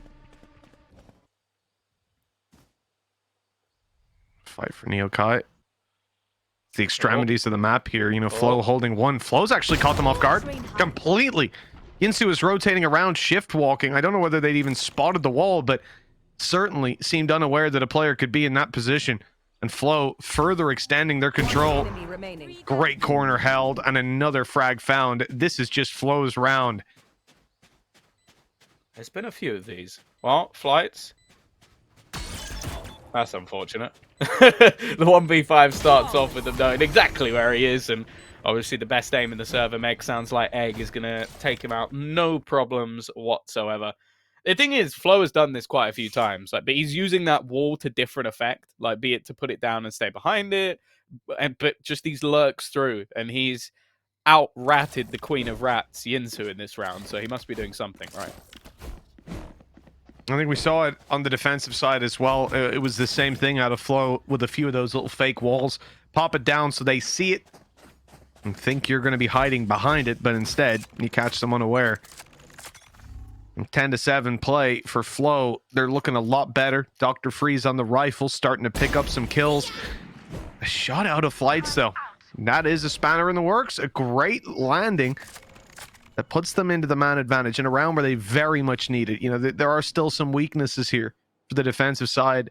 Quite a few that they have to work with. So that kill doesn't necessarily put them that far ahead. It's all about these upcoming fights and whether they allow Flow to sneak through again. Oh dear. He's gotten away with it. Oh, this is just dirty. The thing is, you can see on the other side, they're like, he is on the wall. He is on the wall. Oh, I love it. Just keep throwing utility at him. Oh, God. Oh, he's destroyed the boom bot before he was going to force him off. Oh, that's funny. That is funny. He did get killed, though.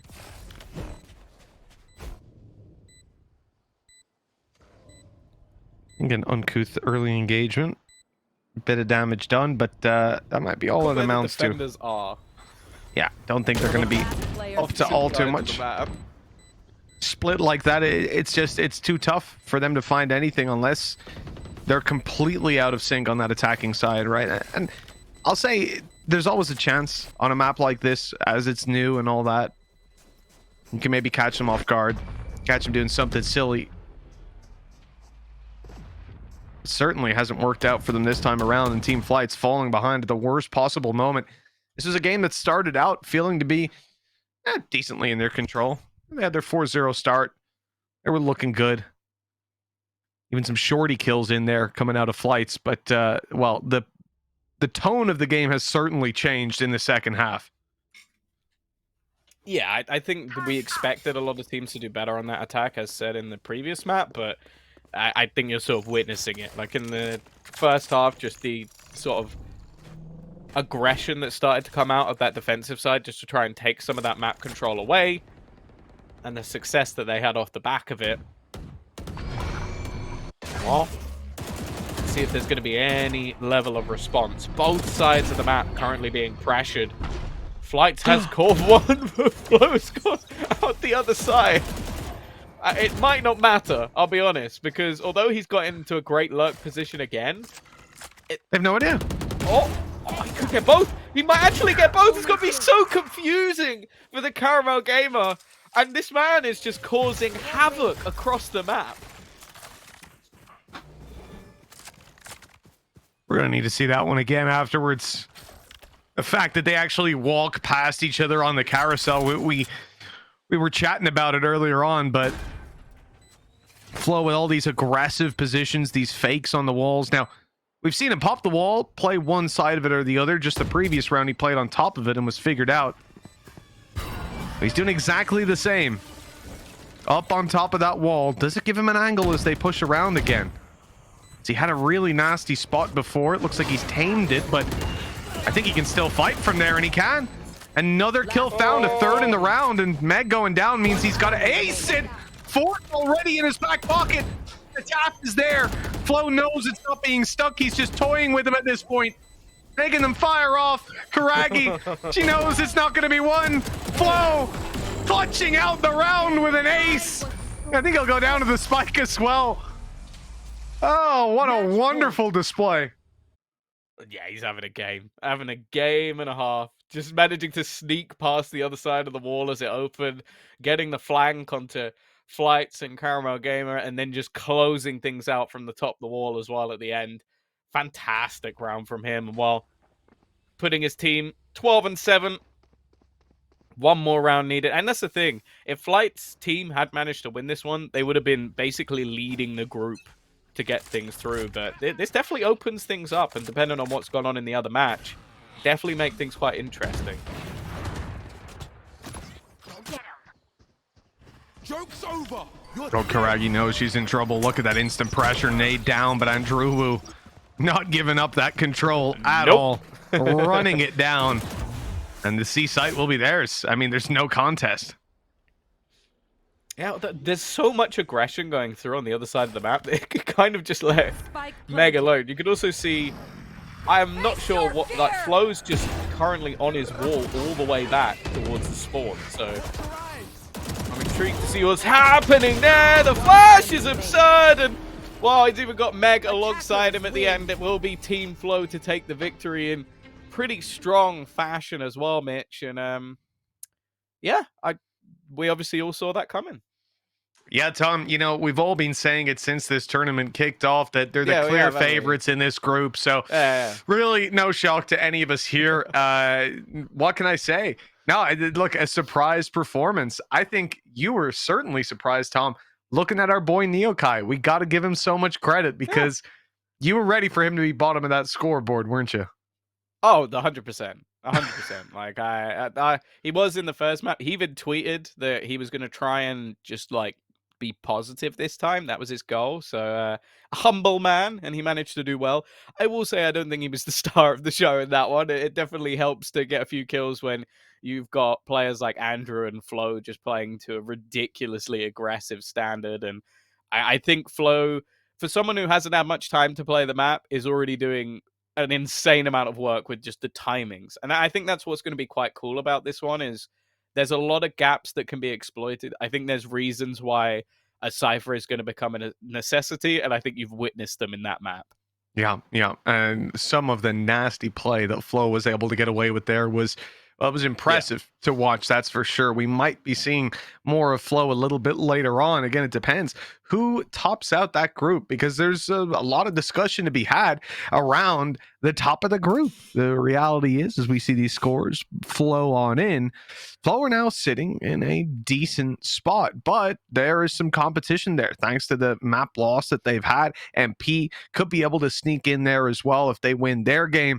There's so much to be decided. The other thing as well with Team MP is ultimately they have already beaten Flow's team, so it's out of their hands now. They need Flight's team or Flair's to win against them. So it would be a similar scenario with Group A if, like, for Marcus's team to go through, they need someone else to beat Jupi's team. I see. So that should be incorrect then, right? The final line of Group B, it's just it says Flow and MP again, so it should be Flow and Flares and MP and Flights, right? In Group B, the top and the bottom row are repeated essentially. So I'm assuming then that's MP Flights and Flow Flares, which puts a bit of a different spin on it and how it'll pan out. So okay, there's the result for MP. MP 13-9 over Team Flares. So with that, then they're sitting with 2 wins under their belt. They've already beaten the other teams, the other team in their group. So Flights could beat them. Yeah, if Flights beat them and then Flow also beats Flares, which I think that there's probably a pretty decent chance of that with how the rest of the group has gone so far, I think it will then come down to round difference of who goes through. So that will definitely make it interesting. But as I said, Team MP, they've got everything in their own hands. Basically, if they win their final game, they have won the group. Yeah. Between Flow and Flares as well, you got to say they have that head-to-head, or their last games, right? Flares are 13-11, 13-9. Flow 13-7 victory, and the 13-11 defeat. So I think on round difference, Flow seem to be in a pretty good spot. I don't think they'll be contested all too heavily, but we'll see. Scores are coming in. Okay, so Marcus's team did manage to win the second game. So again, it's basically a scenario where if Jupi's team beats GGMediocre, or even the other way around, they probably got a pretty good chance of making it out of the group. Especially, I think, for Jupi, because it's like, I think everybody so far has managed to beat Team Nami, unfortunately. So I think that's probably going to be a likelihood. But I definitely think the Flights MP game will be a very, very good one to watch. So that should be a battle to maybe make the group very interesting, or maybe MP's team are just going to sweep it. Of course, the game we're going to be following with, I believe, is going to be Mediocre versus SoMarcus. We've got SoMarcus's team 13-3 defeated by Team Jupi, and then Team Jupi went on to lose. We just got the result in 13-6 up against GGMediocre. Again, these results, they can be volatile because you have teams that ultimately came into this tournament with 1 hour to prep. 1 hour before this. But even seeing the map. So then obviously your second game, you're going to be exponentially better potentially, you know, as you learn, depending on the players on your team, how you're playing the role, blah, blah, blah, blah, blah. By the time you roll around to the third game of the day, you're a completely different team than the ones that started. So it's definitely going to be interesting to see, but that has shaken things up quite a bit. The scoreboard's just being updated there in the background as we go, but you can see that at this point, Group A, GGMediocre certainly looking like a favorable team. I believe if they win this, they've got to be top. They've won got all 2 three. wins. So yeah, that would be obviously we're still updating it. Also, I think their logo is oh, there we go. We're gonna go for a clean wipe. But yeah, basically it's in their own hands. If they beat Marcus's team, they go through. If Marcus beats them and then Jupi's team beats Nami's, then we have a 3-way again. But the round difference for GGMediocre is already 12. So it's in a very, very good spot. And that's the thing. They basically have to get slammed by Marcus's team for them not to get through in a good spot. And then maybe Jupi's team could slide through. Yeah. Certainly going to be a tough enough game for some of these teams now. Maybe it's done and dusted. But as the results go on, Marcus, like 3 rounds, I think, when we checked in with him the first time, wasn't great. His reign of performance, Tom, were you impressed with it? It was all right, to be fair to him. It was all right.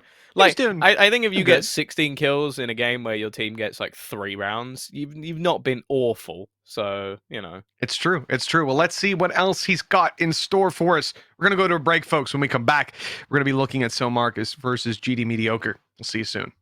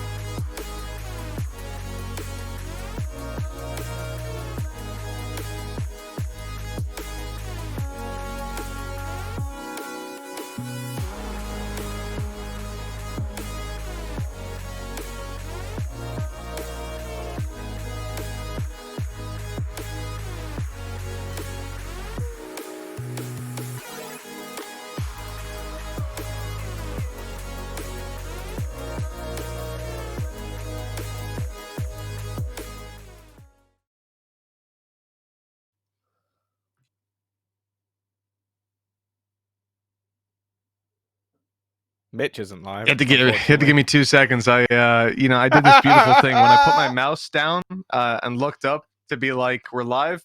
I hit my mouse off my glass of strawberry juice, and the funky little buttons on the side, they put you back to the previous window you were in, which meant I closed my vmix. So you know, these things So happen. you're currently 1 out of 3 on intros. You know, it's not going great, Tom. It's not going great. I don't know why they let me do it, but they always There's do. also only 4 games, so the best you can do is even out. That's, you know what? If I end up at 50-50, I'm feeling pretty good about that by the end of it, Tom. We're diving on into this next game, Tom, and I want to know, SoMarcus, can he achieve more than 3 rounds? What do you think? Maybe. I'd hope so. Insightful. Otherwise, because we basically had our mathematicians, our geniuses behind the scenes who couldn't work out that you had to plus round difference to one team and then minus it from the other. So, you ever seen Total Recall, Tom? I think I have, yeah. Yeah, you know the guys that are swimming in the pool, the ball, they're like you, they're bald and they can see into the future. They're like we had them run the numbers to figure it out, to actually slot it out properly. We got our groups ready to roll, and the conclusion that we came to, failed Tom, miserably, and then I had to do it, and that's just, we've already learned that me doing math is a terrible idea.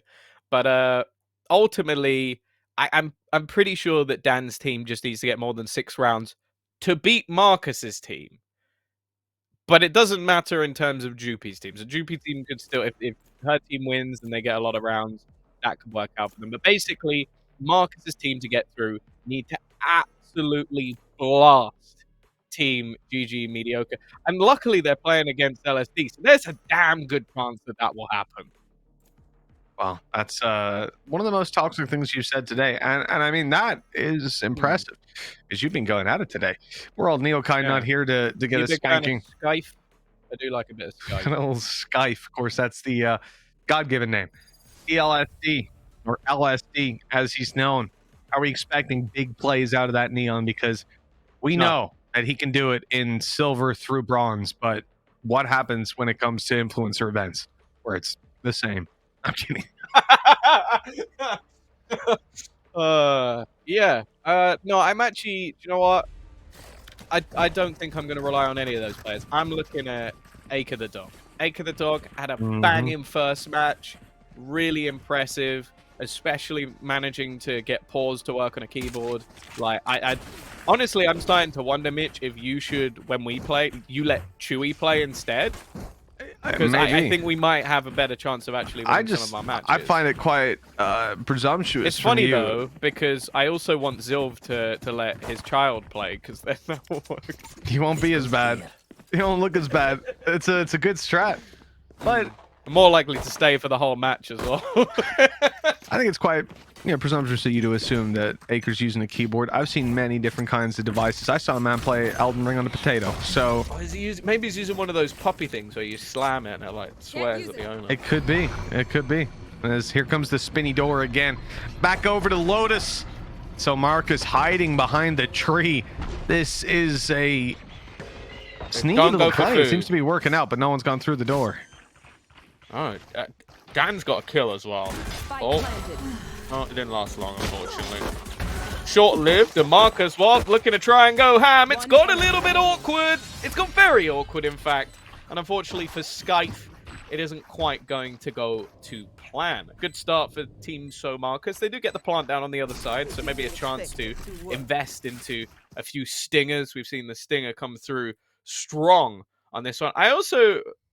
I'm guessing, because obviously Marcus was hidden in that corner, either they did go through the door and they walked past him, or, and I think this is the actual case, they went through mid and then just forgot that that was a position. I think the thing was, they opened the door, it spun, they had a guy looking through it the whole time, and you see that no one's in there during a full rotation, and then they push the site right about that time. So they're seeing that, like, nobody's there, right? The only spot they left unchecked was behind the tree, but well, that was the one spot that he was sat in, so a little bit unlucky. Oh, you're not getting out of there alive, but a judge up close. Marcus! Oh, he's good for 3. Back-to-back triples. Dismiss after dismiss. He is sticking around, toying with them. He hasn't even reloaded yet. Where's he going? Ghost in hand, running it down. I can't quite find the final kill, Taiko. Try and do some damage. Oh dear. You know that Marcus is not happy about that one. That's going to damage the team comms. I think we got one of the new finishers as well, which is always cool. But yeah, Marcus able to style on them with a judge, and he still got it for this round as well. One of the reasons that we think you can see Cypher being incredibly impactful here, I mean, so many different avenues for you to control. The fact that you might want to play a lot of aggression towards parts of the map and dump that aggro early makes sense to be able to hold down parts of the map, further away, hold those choke points, and not have players sneak on past your utility like we saw before. Now, one of the things that we've seen already when you're looking on the other side, something like a Phoenix that came through in our first game. Fantastic for those little choke points. Toxins going up. I'm very excited to see how some of these other agents are used as time goes on. The Reyna dismiss so many corners to get back around.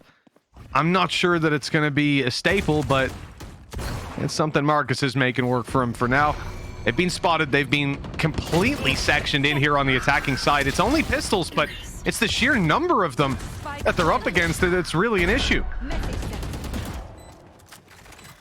Oh, again, same position.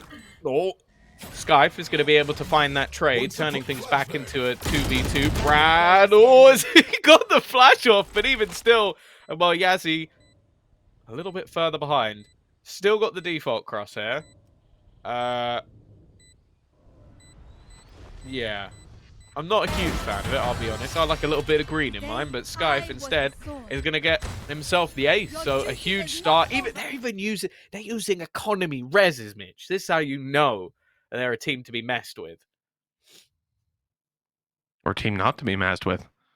Probably don't want to mess with these guys because they are, they're looking clean. At least individuals over there are. This fourth round up for grabs, rifles on both teams, and this could be one of the more hotly contested ones that we've seen. A swing round for sure. Can we get an LSD cam, please? Oh yes, let's get an LSD cam. We need the person. It's always good when you see a neon and they're the second person to take a fight on the angle, where Cypher's the first one. But some would call them betas, but it's always strategy when it's down. Oh, nice little spin around though. Got to give him credit for that one. Acre able to follow up on the kill, and they've got the C site for free. Look at Dan, already in their spawn.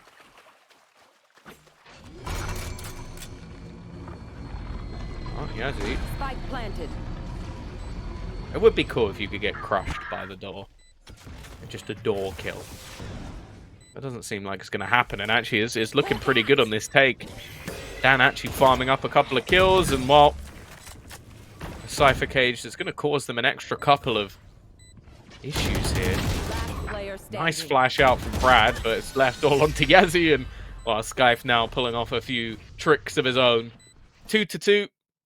A decent position already, and it's just the patience, really. That's the thing that we saw from Marcus's squad last time around. And in fact, a lot of the defensive halves that have been successful really do rely on these more aggressive plays. So the fact that the defense is still trying it, it seems like teams are starting to become aware of these sort of moves. Here. Yeah, and in very early days as well. That's the thing.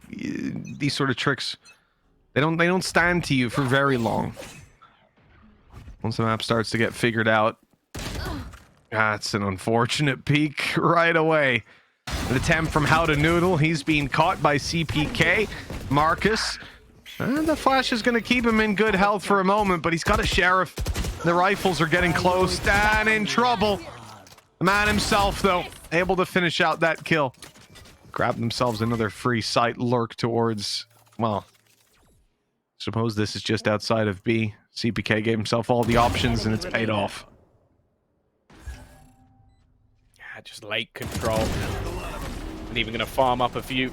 First on the board for SeePeeKay, but as we know from his history in Minecraft, he's always ready to build into a game. Oh, listen, if this was a game of Hunger Games, you know this guy is already popping off. But unfortunately, this time around, he's not playing the Sova. There'll be no bow and arrow action. Luckily, he's able to get it done with the rifle. It's a nice little round for him. Confidence builder as well as you get into these later rounds where the rifles come through and where things get a little bit more dicey. But this defensive side, you know, in most of the games so far, that's been where the big test has sat. Marcus already flying colors on that test. He is 8-3, picking up an operator on Reyna, but not finding anything on that opening pick, and then he's been forced back by the utility. I'm quite liking what they're attempting with the Viper wall as well. Like, obviously you still need to have some sort of aggression around that side of the map, but I like when people are just testing stuff in the early stages. Marcus, that's gone atrociously. He gets bigged up by Mitch. It finally happened after sort of slamming all the way through the first game. Yeah. The second you do it, he misses a few operator shots. That's it. You know, sometimes tough love is the way to go, and for Marcus, that's what he needed, evidently. I can only say I'm sorry. I've let him down. hhoenac, not a chance. Running into heavy traffic, being held religiously by these players now in a 3v1. Chances, well, they seem non-existent. I like that, though. Spoder had a good idea they'd come and punish. Unfortunately, that was a little bit too much. LSD putting on the ice skates, swinging through the slow, finding the kill. And 3-2, now turning 4. I mean, this is looking very good. If you're a GGMediocre fan. I do really like the fact that it's like, I've been blinded, I will just pop my own flash in my face just so that the other guy is blinded as well. I'll take you with me at the end, but look, it's just Taiko like, nah, screw you, you know what, now we're both blind. Sometimes you gotta just even the playing field a little bit. You can respect that. Team GGMediocre, 4 rounds on the board. Now, Tom, from what you were saying earlier, they need to find 6. And they're locked in. No, they're not locked in. It depends on Jupi's game.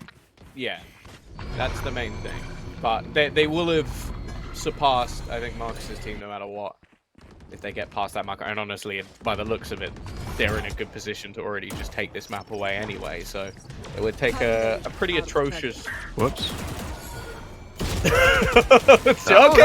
Okay, see the frustration. Although Taiko is going to be able to trade that out anyway, so that is Marcus gone. Dan now trying to take space onto the site alone. Stun's going to give back up his position, but he's still winning the battles. HowToNoodle just unable to get anything done. There's still a lurk coming through on the other side of the map. The thing is, this position is definitely an interesting one from Yazzy, but they have no idea. Oh no! Oh, it was such good positioning, but unfortunately the aim wasn't quite there to back it up. 30 seconds Oh, that one's gonna keep you up at night. Perfect positioning, dancing around that pillar as well.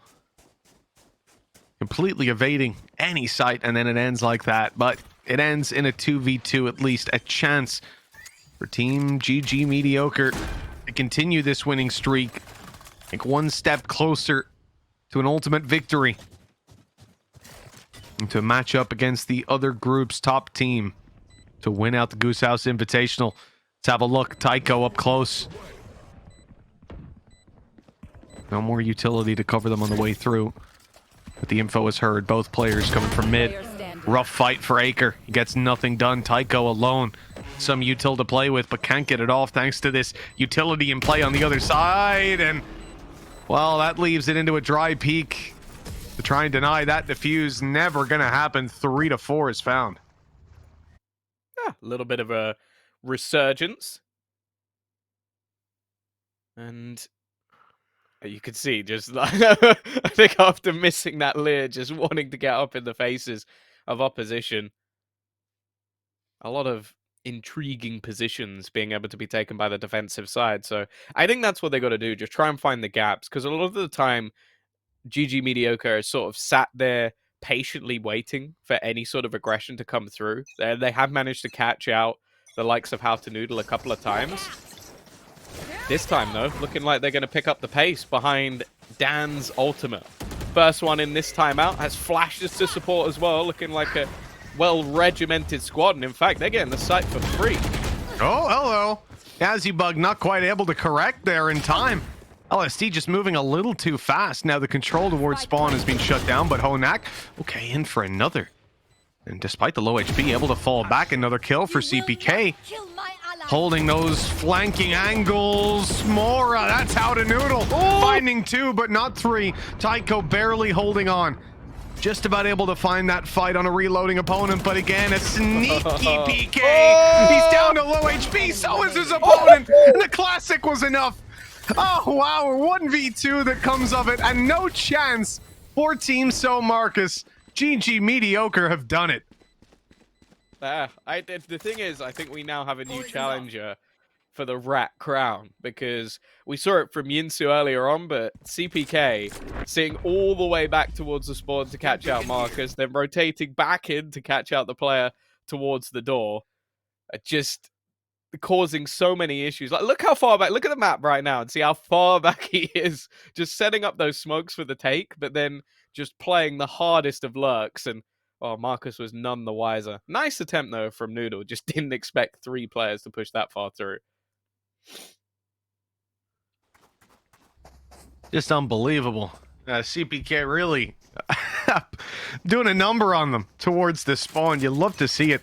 A little tango around the dirt pile as well. And we're off. LSD straight around those corners. yazzybug spotted him. Falling back. Hearing those steps. Feeding the info over. They know that this push has come through. They know there's a player towards their spawn. The reaction, what seems to be to play towards this twisty door. They've got to be careful. Acre was there, but he's been shut down. Good kill. Rifle on the floor. Good follow-up, but hold on. That's a shorty kill for HowToNoodle. They're just blitzing in, taking every single fight, and it's going the way of SoMarcus and his team, at least for now. Only down to contend with. The spike down. The swing is wild. It's never going to work. If it works, he goes down in history. Instead, he looks like a fool, unfortunately. And that's normally the case for Dan. The thing is, he is someone who loves to, you know, quickly maneuver around corners, and sometimes it doesn't quite work for him.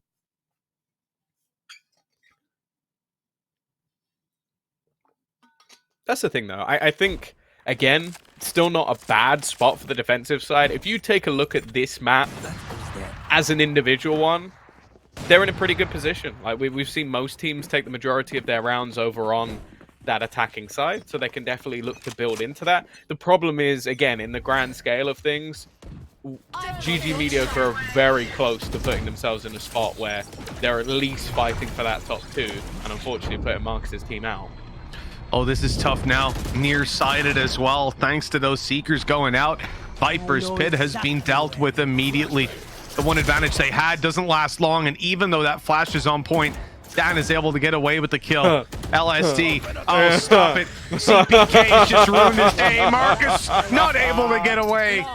Caught by that orbital strike. That's insult to injury. The funny thing, do you know what I enjoy most about this whole thing? What's is that I guarantee Dan is probably sat there right now like, I just entried, I got a triple kill. Everyone saw that on the stream. I'm going to go back. I'm going to watch this later. Such a good play from me. And instead, we watched SoMarcus die to a Primo. And it had nothing to do with the entirety of the ride. That's what I love about community events, that Dan is going to watch this back and be absolutely devastated. Can we, 𝗧𝗲, I've got a task for you. After this, I want you to cut the part where Tom went. Can we get an LSD cam and make it seem like it was at the start of that round, just to infuriate him? That would be hilarious. Well, look who it is again. Just waiting for them. He's killed him like every round. Every time Marcus has died, he's died to SeePeeKay. Man, it's unbelievable. This guy's pathing. He's able to really carve out his own little spot on the map. And, well, you have to wonder if all his days building 1x2s has helped him out.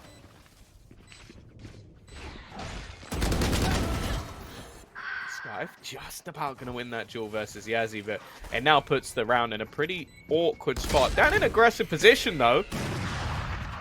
Might let this one slip away. He's given an opener over to the other side. Oh, and another one coming through for Brad. The problem is the time is being burnt off that clock. Spike has been down for quite a while, and although they know that Taiko is going to be relatively close, it doesn't matter. It's just a complete swing down. The only player getting any kills on the other side is going to be Brad. Try and clear some of these hangers. It's going to be difficult. It's impressive from him, but he's not won the round, unfortunately. Oh, wow. Going out for the ace as well. You know, he just wanted it for the stats. Pump up those numbers. But in the end, the numbers that matter up the top of your screen, well, they keep increasing on the right side as Team GGMediocre put up another round here. That's 7 on the board.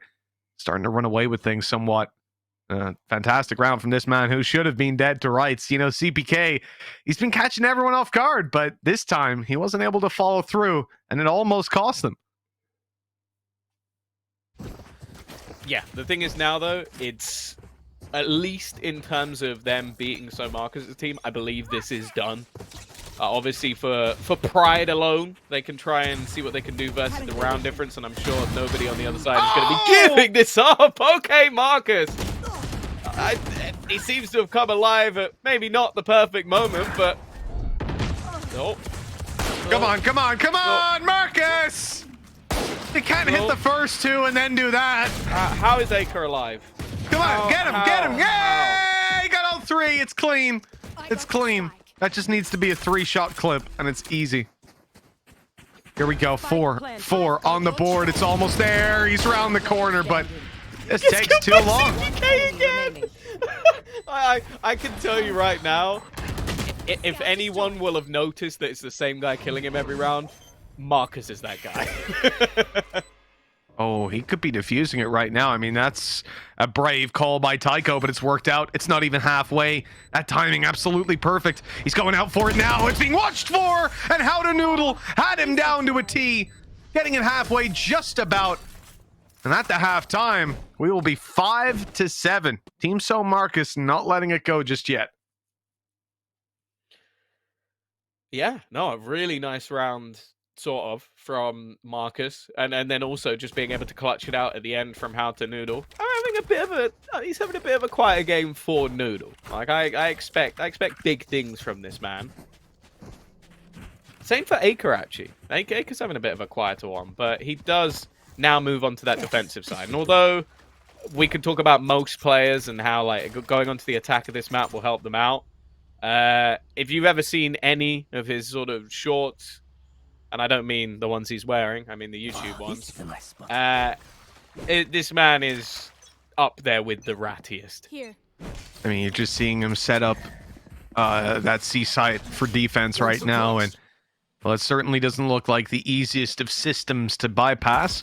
SeePeeKay, again, holding that control now. We're swapping over sides, so I see that defensive approach from GGMediocre. Again, a lot of teams finding those rounds on the attack from what we're seeing so far. So the defensive test might be a difficult one. They have made the right read, though. 5 players stacked towards this site. Cypher Trap holding down the other side for them.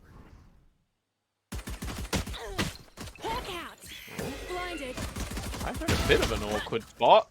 Still takes down Brad. Probably won't be too happy about that one. It's just sort of a stray bullet. Being able to clear that position. Oh, unlucky Sky. Completely blinded up by the Leer. But they are still pushing into the heavier of the 2 sites. A, with a couple of players currently within it. And SeePeeKay rotating through. The thing is, though, a late move towards that B site is probably going to shore up this position. And while Marcus is spotted and finally has managed to kill SeePeeKay. Well, that has got to be a redeeming kill. LSD straight back in, able to find one, a second on the follow through. And Team GGMediocre not letting this one go just yet. Dan, quick around these corners.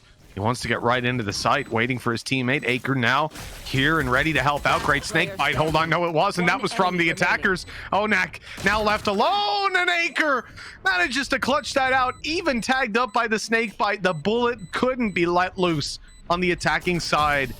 Clean on the retake, it has to be said. That one didn't look like it was possible.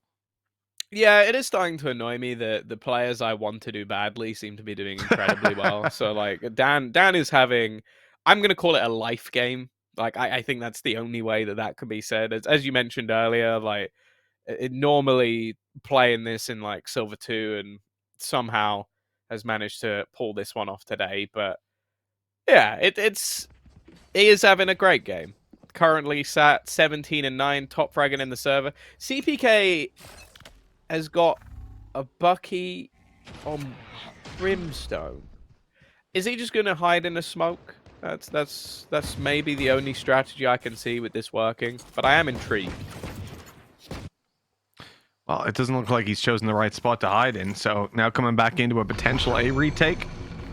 Tough weapon to use at the best of times. yazzybug dropped. Dan not able for much more. A site though, look who's on it.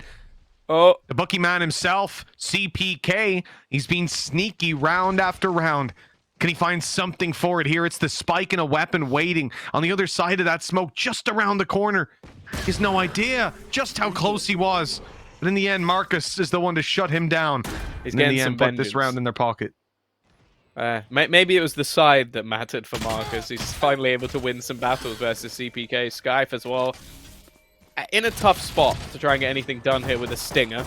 Not the greatest weapon of choice, although this is not the greatest battle I've ever seen either. I'm hoping someone dies eventually, and there we go, but I don't know if he's going to expect this angle currently being held on the other side. Acre, though, in the meantime, has managed to clear out one. Now, bear in mind, Marcus is fairly low. It won't matter, though. It's the Bucky that does it as well. The retrieved weapon to close out the round. And, you know, some good attempts there. In these kind of rounds, a few kills here or there with the weaker weapons. Certainly nothing to turn your nose at. And especially with how low Ross has Marcus also ended up. agreed in chat that it's a live game. Okay. We can all agree. It has been said. What, the game is live? No, that Dan is having a life game. Oh, a life game.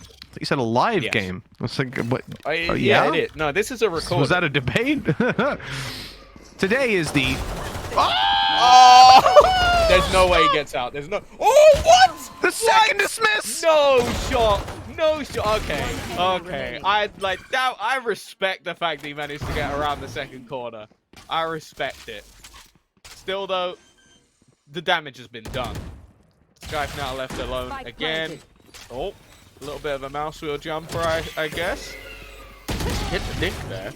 Does take down one. Should be dead to rights now, at least. And while that double duelist on attack again, starting to come alive.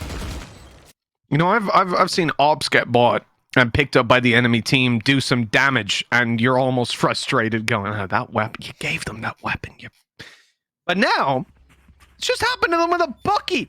They bought a Bucky, lost the round to it, and then got double killed to start out the next. Collateraled by a Bucky shot. Oh, it's just devastating. That's 8-7. Good damage done. Both teams, though, on full economy, buying into this round. You'll have some weaknesses, I think, on the defensive side when it comes to some utility here and there. Some shields, perhaps, but certainly some health when it comes to LSD. Gonna get healed up at least. But they are quickly, well, they were quickly looking to take that control. Revolving door activated, so information going to be there. A decent trade from Noodle. It's going to give them a lot of access. Dan, oh, the timing couldn't be worse. Crag gets his spot on to take him out of this one. That's always going to be the problem with the Neon. It's like, attack side, I think it looks filthy, but you have to try and be aggressive on that defense. And right now, doesn't seem like it's the craziest amount of support to sort of get him out of those angles in the first place. Oh! They're both That's a wide swing if ever I've seen it. My God. Well, it's also just the fact that Acre's doing exactly the same thing, and two of them trying to swing from the same spot. Let's dash into the start as well. Just fantastic space taking out of HowToNoodle. They get faced, they lose the opening engagement, but the angle created is more than enough to apply the pressure. When it's coming down to those late round duels, well, there's certainly a sign of life coming out of Team SoMarcus. 21-12 from the Reign of Main himself. Say what you will, Tom, but you know, this really has been a life day for good old Marcus. Not in terms of the results of the games, though. Just his individual performance.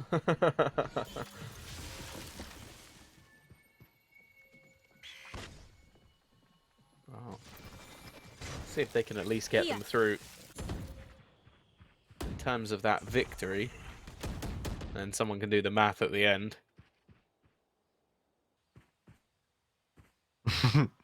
𝗧𝗲's volunteered as tribute.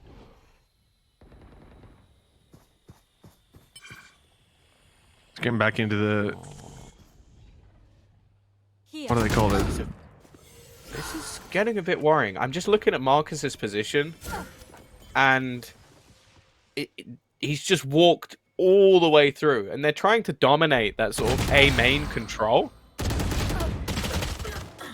But they are still managing to find the trade out. It's this. Yeah, Taiko's just had the surprise of his life. The thing is, though, there is still a second player on this site that Marcus might not be expecting. Oh, that doesn't get it done. Oh, he's going to be livid. Yeah, you know it as well. Absolutely livid. 30 seconds left. Well, they've got the info to work with, at least, for what it's worth. Over on Team GGMediocre, yazzybug holding the angle. Acre, you can win this fight. They'll have a foothold to get back in towards the site. Out of ammo now, yazzybug could be in trouble. Acre, he hasn't been able to get any progress. His teammate going down, a swing out of Marcus. That is the round done and dusted. This was looking like a foregone conclusion, Tom. You thought that was it? That Team SoMarcus wouldn't be able to put up the fight? Well, they have certainly stuck it to you. Right. Have they? Oh, they have, Tom. I can't believe they proved you wrong.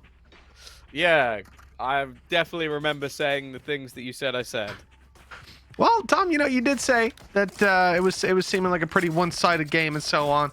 Back when Mediocre were getting a couple of rounds in that previous half. I also said that when they got to 5. No, I don't know about that. Now going into the that part of the VOD's side, muted. I think that looks pretty good. There was some DMCA stuff for that, so I couldn't confirm it. If we're using the like Donald Trump method of reporting news, then you are correct. Thank you very much. That's all I needed to hear. I am correct.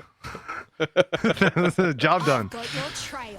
Well, Seeker's going out. I have some guys' cages on the ground, so like obviously it's going to be taken away anyway, but no way for Acre to really go anywhere here. Just having to sit in the corner. The flash is good for Brad. He's had quite a few of them. Acre's still managing to get one though. Not bad from the position he was in, and has bought time for the rotation of Sky. SeePeeKay, I think, has just heard Marcus running back through and has caught him again. It's always him catching him on the rotations. 𝗧𝗲V𝗺 in the retake. And well, after a bit of a hiatus from this scoreboard, Team GGMediocre are going to turn things back to a 9-9 scoreline. He took down the spike planter with his ult as well, you know, and while putting down that ult, he hears Marcus's steps and then kills him. It's just ridiculous, the actual timing that this guy can have. But I think it's got to be getting in your head as well. At the same time, Marcus having such a phenomenal game. I guess it's a good thing that his opposition has some sort of kryptonite to take him down with, because it doesn't look like anyone else can kill him. Matter of fact, Marcus has died 13 times. I'd venture a guess that that's about 10 of those have been SeePeeKay. It's definitely at least half. Like, not even like exaggerating. It is at least half of SeePeeKay's kills is on Marcus, because he just always seems to get timing and is waiting for his sort of pushes as well. He's in the right place again. Molotov is being attempted to be set up to deny the plant. He's got to be careful that he's not just caught with the molly in hand, and he is. The stun, it does actually kind of help him. Actually, Dan has managed to get the kill instead. Viper's Pit will go down. Even still, though, this is not a great position for this attacking side to be in. Yazzie within it, and now left all onto just hhoenac to try and hold on. Skype again, starting to really come back into this game, and obviously going to give that orb over. A nice little bit of teamwork. Wow. Yeah, what a round in one way, but I would love to see what percentage of that had any thought behind it. The stun that went down from Dan was so perfect, but there's no way that he could have timed that, knowing there was arena close, knowing that they were going to peek through, that his teammate would jump across just in time. But it looked so beautiful. Really jumped onto the trap card head first. GGMediocre 10-9. Advantage theirs again. The game's not over. And we're going to see Team Marcus moving towards the A side as 5. They are fully dedicating themselves to this spot. And so far, the position they're rushing, it's been left open. These players have been playing passive on A and then leaving one around tree. They haven't spotted it though. They've left it unchecked again. A nasty corner that nets big results. Oh, the thing is though, the timing of the Tiger has made this one very uncomfortable. hhoenac has to go huge to stand a chance in this round. And now alone, this guy from the backlines, 11-9 to GGMediocre. They are just a couple away from putting themselves top of that group. A commanding spot. Oh, just wholly unreasonable, I think, in some of those moments. Acre, on the flip side of an incredible previous performance, we saw some of the stats earlier on. It was an incredibly close game. He was leading the scoreboard by the end. Now, this has been a very different performance, and I think a lot of that we have to look towards how they're dealing with this C-site play. We had the lack of any traps or anything to play with before. Now, that knife caught him, so it's the same story, at least for a moment. He's able to take down Marcus, though, and make his way back around, but he didn't think they'd already snuck past him. It's not that much of a foothold, really, and, well, yazzybug ain't lasting very long in this one. Quick trade back, and actually, Noodle has turned this into a 1v2. Now, there is a res, and it is Skype on the other side. Might not even need to use it. Spike's still down. Okay. Lineups? We've got a slow lineup that... Yeah, it landed where I assume he wanted it to go. The thing is that I don't know necessarily if he realizes that the spike is all the way down back towards the spawn. So Noodle's actually got walkabouts just to try and retrieve that. Probably left the defense in a little bit of a confusing position. But it's going to come down to timing. And while Sky read it perfectly. Right place, right time, really, isn't it? That's 12 rounds on the board. 3 attempts to close this one out. And Team SoMarcus, oh, they've put up a good fight. But it's feeling like this could be the last couple of rounds we're going to see pan out here. And overtime is what we've seen out of some of these teams previously. Yeah, they've really been pushing it. Right, there was like the 13-15 game we had earlier on. That was one of the first games kicking things off. Much more needed. Another OT for SoMarcus if they're to come out of this tournament with a map under their belt. And Marcus, oh, he wants it. Another dismiss online, no longer. The thing is, the third one's never clean. We've seen it too many times. Well, I guess that one. That's clean enough. SeePeeKay, though, still lurking in the back lines. And actually, Yazzie doesn't swing. Content with holding the angle. I think Marcus has heard the steps. SeePeeKay is going to end up going back. He's finally going to catch his man. 4 kills on the board. This is a chance for Marcus to get a 6K. He's not going to want to miss that chance. I imagine he's going to be running and gunning back into the site, trying all he can to get every single one of these kills. Any sort of theft from a teammate will definitely be barraged by some insults, and that's 5, looking for the final one. 6K in the server for Marcus. I don't know if he'll be winning the tournament, but he'll take that all day long. Oh, absolutely. 6 kills, but only 5 pillars going up to the heavens. Of course, one of those being the repeat on the res. That's one way to win a round. I'll say that. The previous series we saw him in, it was like 3 rounds found, 2 of them were entirely him. But now, 31-16. He's keeping the team alive. The heartbeat of this roster. Let's see what else they have up their sleeve. 2 more needed to push us to overtime. And it's going to start with some mid-aggression. The cam gone out, looking for some info outside of C. They've quick spotted B and then fallen back.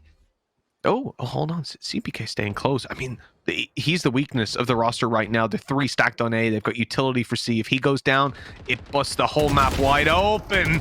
But he doesn't go down. A clean fight and a fallback. Out of charges. Yeah, ult online as well. Orbital strike could be utilized to try and catch some of these players as they look to push in towards this C site again. Acre has been under pressure.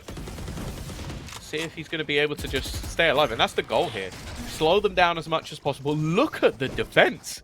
There's all 5 players here. Every single one of them has rotated away other than Dan, who's in the back lines. Only going to be 1, though.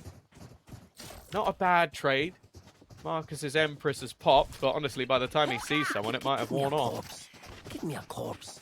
Yeah, I think this is a good shot as well. You can see Acre spinning around trying to find someone to ult just to grab the information. There it is, and just in time. yazzybug spotted in the open. They know the plan hasn't come down just yet, and look who is sneaking around. It's SneakPeeKay. He's in the perfect spot to catch that blunder, and he follows it up. That's how you win a map. SeePeeKay with the 3K for 13 to 10. Wow.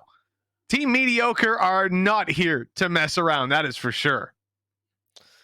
Yeah, and I think that probably does mean we're going to see GGMediocre heading their way into the final. I don't know if there was even round difference if it came down to that in the end, but either way, they have been the solid performer when it comes down to this group. And I'm interested to see what actually happened on the other side of things as well, because we had like a decent chance for a tie on that end as well, with Flow's team obviously managing to win one out. But yeah, I we'll see how that actually goes. I'll tell you what, we're going to go back and check in with the sensory deprivation tank of mathematicians we've got held in Tom's basement while we get on that, and they run the numbers to figure out who is going to be moving on in those finals. I think we're going to toss it off to a break, Tom. When we come back, we're going to have one last game, and I've got the word in. MP's team lost 13-6 to Flight's team. I mean, look, we'll go back over all the results that came through. We'll have our group sheet up, and we'll show you how this tournament panned out and our final series on the new map of Lotus after this break.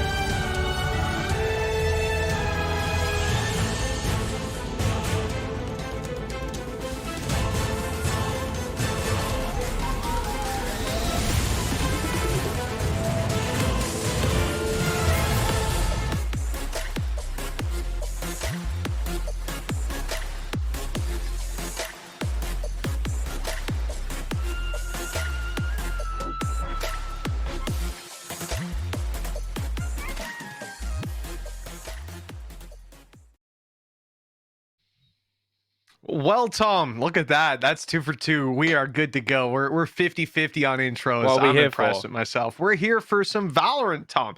I'm giving you a 1 out of 3. It's coming from the Goose House, and it's got some influencers in it, and it's an event. That's what's happening right here, right now. The Goose House influencer event on the new map, Lotus. And Tom, we've seen 3 games already. We've seen some incredible teams, but we haven't yet told the people at home who they're going to be seeing in the finals, have we? No. No, it's going to be GGMediocre facing off against Team Flights. So I think it came down to, especially in Group B, it came down to just round difference. On the other side of things, obviously GGMediocre won every single one of their games, so automatically made it through. Team Flow also got battered by Flares, so they ended up with the highest round difference with only 1 win, which is not something you're going to see very often at all. In fact, I will say it's kind of brutal that if you look at the standings, somehow with higher round difference, they've ended up in last. That's a little bit brutal, but listen, the sensory deprivation workers, they've been working hard, Tom. You got to give them a break. Occasionally, a couple when fuses you get short 11 circuit. more rounds and you still finish last. That'd be like winning a game and then getting sent home from a The tournament. best It'd thing be as so well strange. is the fact that's if it was head to head, Flares would still be above them. But there we go. By the power of magic, that is fixed. And No, I'm making unfortunately- an executive decision. Flares have lost. They've come last. Let's just put it to -15. Yeah. Just for hell of it. Let's Why just not? say they didn't win a map. Just erase that history. Yeah, Just- Let's just what are they lie. gonna do? Anyways, Team Flights. They didn't win a map, but got positive round difference. Now, Go that would figure. be impressive. We'll leave that Some one would to the say sensory impossible. deprivation mathematicians. Team GGMediocre. Yeah, they've been looking fantastic. I mean, this team's come through, all 3 wins under their belt. They certainly started it out in close fashion, right? That 13-15 opening game against Team Nami. But wow, they came back into it and looked absolutely fantastic by the end of it. 13-6 domination over Team Jupi after they themselves had an incredibly dominant opening game. And I think really, if you just look at that, the evolution of Team SoMarcus, they get dominated by Team Jupi, who in turn get dominated by GGMediocre, who in turn barely win against Team SoMarcus. It really shows just the tournament that's in it, right? The fact that these teams have had so little contact time with the map. Well, that's always the fun thing. I reckon if we had another 3 maps, it would completely change. Like I don't think there would be like a dominant victor, but that's always the fun thing with the influencer events is you're going to get some randomness. Just one team dominating the other and then the other losing to another team that lost to them, and obviously the different strategies that teams are running. But I do think we've ended up with quite an exciting final. The return of Flights. Yinsu right now, by the way, is currently watching back the VOD of the game when she was while she was playing, so that she can try and anti-strat some of the opposing teams. I will Love say it. it is the most try-hard I've ever seen anyone in this tournament. And while I was in her chat, she also decided to point out to me that she got to the final last time and is now looking for vengeance to make a comeback. Obviously, being the host of the VCT, she loves to have the storylines even when it is about herself. Well, she invited us along to some karaoke where we saw SeePeeKay. And I mean, this man, he can sing, but I think Sue is out for a vengeance ever since that. He stole the limelight. His rendition of Dancing Queen, I mean, it's still ringing in my ears to this day. So for Yinsu, I don't think she's forgiven that just yet. You don't go to Yinsu's karaoke party and steal the limelight. Yeah, fair. Although she does normally invite Boaster, so I feel like Yeah, there's going to well. be someone stealing the limelight every I'll single tell you what time. else you don't do at Yinsu's karaoke party. Don't have anything to drink or eat. That place was impressively expensive for Istanbul. I don't know how. And that's obviously what you followed, the advice you just No, Tom, I learn and then I pass on those lessons. So, I paid a hefty price to learn that lesson, and now I'm passing it on to y'all for free. So what a nice guy I am, if I don't say so myself. Do you know what's interesting? So, like, all the anti-stratting, LSD having a fantastic game on Neon. Neon's gone. Skype has now taken over. Rainer picked up. You've also got Taiko switching over to the Sage. So some pretty drastic changes coming through from GGMediocre. Also from earlier in the day, I think Karagii, we saw her, I think it was playing on the KO, is now switched up to a Reyna. Just looking to be that little bit more aggro. Jord's taken over as that Omen. So a few switches. Obviously, Flights has moved away from his classic Yoru and has decided to play on the Raze instead. A rarity for him. So, yeah, it's going to be interesting. I think Scythe's definitely seen how SoMarcus is playing there and just said, yeah, this Reyna is the way to go. It's the play. And I think he'll be terrifying, that agent in hand, rolling on into this. Team Flights and Team GGMediocre. This is the grand finals of the Goose House Influencer event right now. And both of these teams, you know, we've seen them evolve over the night, but they're bringing a whole new level of play into this final. Agent Select already being surprising in its own way. And the first round has kicked off. Utility across the board as they look to take this A site. And again, it's going to be that one player in this tree area. We've seen it again and again. Will they check the corner, though? Oh, they will just about. And Dad's not able to get anything. Oh, I think that's Yinsu's research coming in, I'll be honest. She was prepared. It might not necessarily matter. Trades back and stuck in the corner. SeePeeKay can't dodge that one. Acre trying to pull off death from above. And instead will fall. It's Team Flights to take themselves the pistol round off to a flying start. And I genuinely, it might sound completely ridiculous. It's possible that just on GGMediocre, they wanted to, like, different people wanted to play their specific agents. Or it's also possible that because they're starting defense, they decided to not have the Neon. Yeah, I don't know. I don't know. I do feel like, in general, thinking about this map, and especially when we talk about having a Cypher here as well, I don't know about your Neon. Good for clearing those closer corners. Oh my, this is a stampede. Everybody from the defender side is running it down to spawn. Bit of a meat grinder for those pistols, and they only find the one kill. All things considered, that's definitely a success. And Karagii, ult online for round 3. Yeah, I think she's already looking a little bit more confident when it comes to that Reyna, so maybe trying it. Not quite the 6K. She's not giving Marcus a run for his money just yet, but I honestly, I can see it happening at this stage, and having Spectres going into what will be just that bonus round, I'm expecting something pacey. Interesting that they're potentially going to go towards the A side of the map, though, because realistically, this is where you're going to have more of those ranged battles, especially with the position towards stairs. Like that. Ranged battles, exactly, yeah. They were lined up in a firing squad. Scythe, unable to get too much info from that dismiss, but they're going to line up to try and take a fight on that twisty door. I do wonder. You know, we see some flash plays coming in later on, trying to get their way around. Yinsu, sneaky beaky like. Perfect position to trade out her teammate, but no! Oh, that's a textbook whiff! Yinsu's been playing so well, at least some good damage returned on the other side. This round, it could have been a round 1, Tom. Instead, it's still up for debate, but closed out nicely. I feel like the attempt there was to maybe grab the spike back, but unfortunately, it looked a little bit silly in the end. But again, remember, this was mostly just Spectres in play for that attacking side, so not a bad spot for them. Jorhdys managing to do quite a lot of damage in the end. And while 2-1, this is where we'll see sort of what that defensive side are really made of, and whether or not they have anything to sort of play with. I do like as well, like, Yinsu basically spoke about the fact she was like, oh yeah, the C site Cypher. They've actually moved him. I almost wonder if they were watching her stream of her telling them that she was going to anti-strat, and now they've changed everything. There's a ton of steps moving towards Taiko here. It's an interesting setup as well, just tucked up behind the Sage Wall with the Stinger in hand. You can get massive value up against these rifles.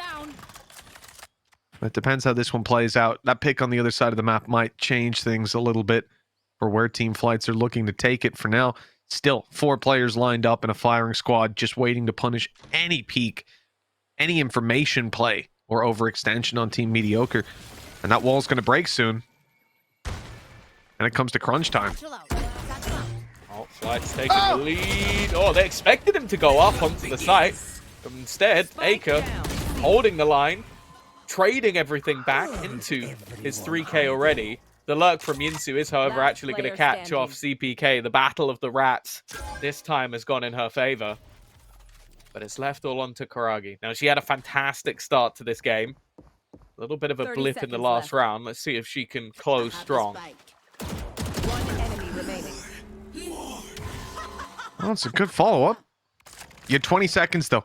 Getting this spike planted, it's going to be tough. Not knowing where this player could come from at this point, that corner is the only safe spot. It's predictable. Spike planted. As the spike goes down, Acre's holding it ready and waiting for that spot. 30 HP, but a 4K to close out this 4th round and put them neck and neck. A very hotly contested one, but with the hardware that GGMediocre brought into it, they've got to be happy with the outcome. I mean, that side hold was just with a stinger. I wonder if that was him wagging his tail at the end.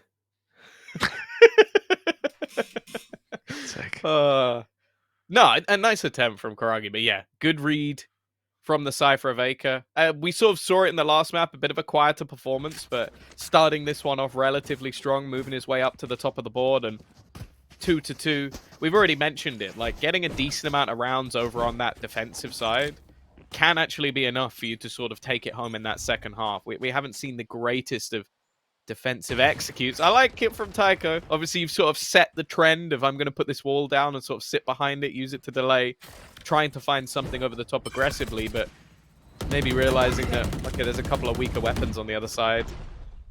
Let's see what we can do. Now, Dan has pushed this in most rounds. We saw him attempt it going up on forward, and Yinsu's lurk has been fierce, and he's going to go down. Oh, good stuff, but just not quite ready for that second player. It's Scythe healing, dismissing, dancing all over the corpses. An attempt to deal with him. It's the showstopper hunting him down, up and over. Nice shot, not needed. I guess serving is a little bit of a distraction up in the air. Acre has actually found himself a great spot to play from now. With that kill, oh, he just about missed him. This could be very awkward, especially with the door turning. Your attention is completely on the other side of the map. It looks like a free kill, but if karagii can stay alive, okay. She can. Yeah, I guess SeePeeKay playing that a few too many times. Flight's also trying to find something off the back of the res. Dan dying at the beginning of the round wasn't the end of him. karagii can't quite correct. Runs out of bullets, but the nade has done enough. Into that 1v1 scenario. Flight's looking to try and bring this home for his team, and he will do so. Dan dies twice in the round and gets nothing for it. And that big swing out of Yinsu. And we saw it for the 1 kill. And as you said, her lurk game has been solid. That's something that in the next couple of rounds I expect to see play out. SeePeeKay versus Yinsu as the rifles and I guess the gameplay as well become more stable. And we've seen some of these early rounds be bouncing and bounding back and forth between some of the control or just straight up aggression on that choke point like we saw in A. There hasn't been much room for flanks to come through, for sneaky little plays to happen. This camera going down a little late here. Yeah, at this point, it's the right call. Better off not using it. He has aggression down C long to cover. Okay. Oh, they're actually spamming the box. That's a good read from Sue. To get her ult as well, just to try and clear out that B site completely. Not going to really be able to take too much from this one. Dan already on that flank once again. No lurker of Sue this time to watch from behind, and they have managed to sort of close them in the back lines. However, they are expecting him now. No trade in sight. SeePeeKay's got to find it all. Great corner spot, but Yinsu Can't flies to the rat. ratty plays. She knows what's could going smell down. Oh God! We could Yeah, hear him breathing. There's some of the cleanest animals out there. Rats or rodents, I suppose, but some of the cleanest you know. beings. Yeah. Clean themselves regularly. They get a bad rap. A bad rat. Hey, I hate you. 3-2. That's where we're at. 4-2. It's where we developed to. Forgot that round. Got added to the board. That is the problem, though. It's like SeePeeKay is struggling now that he doesn't have Marcus to kill. You know what? Man, again, we got to look back at the numbers.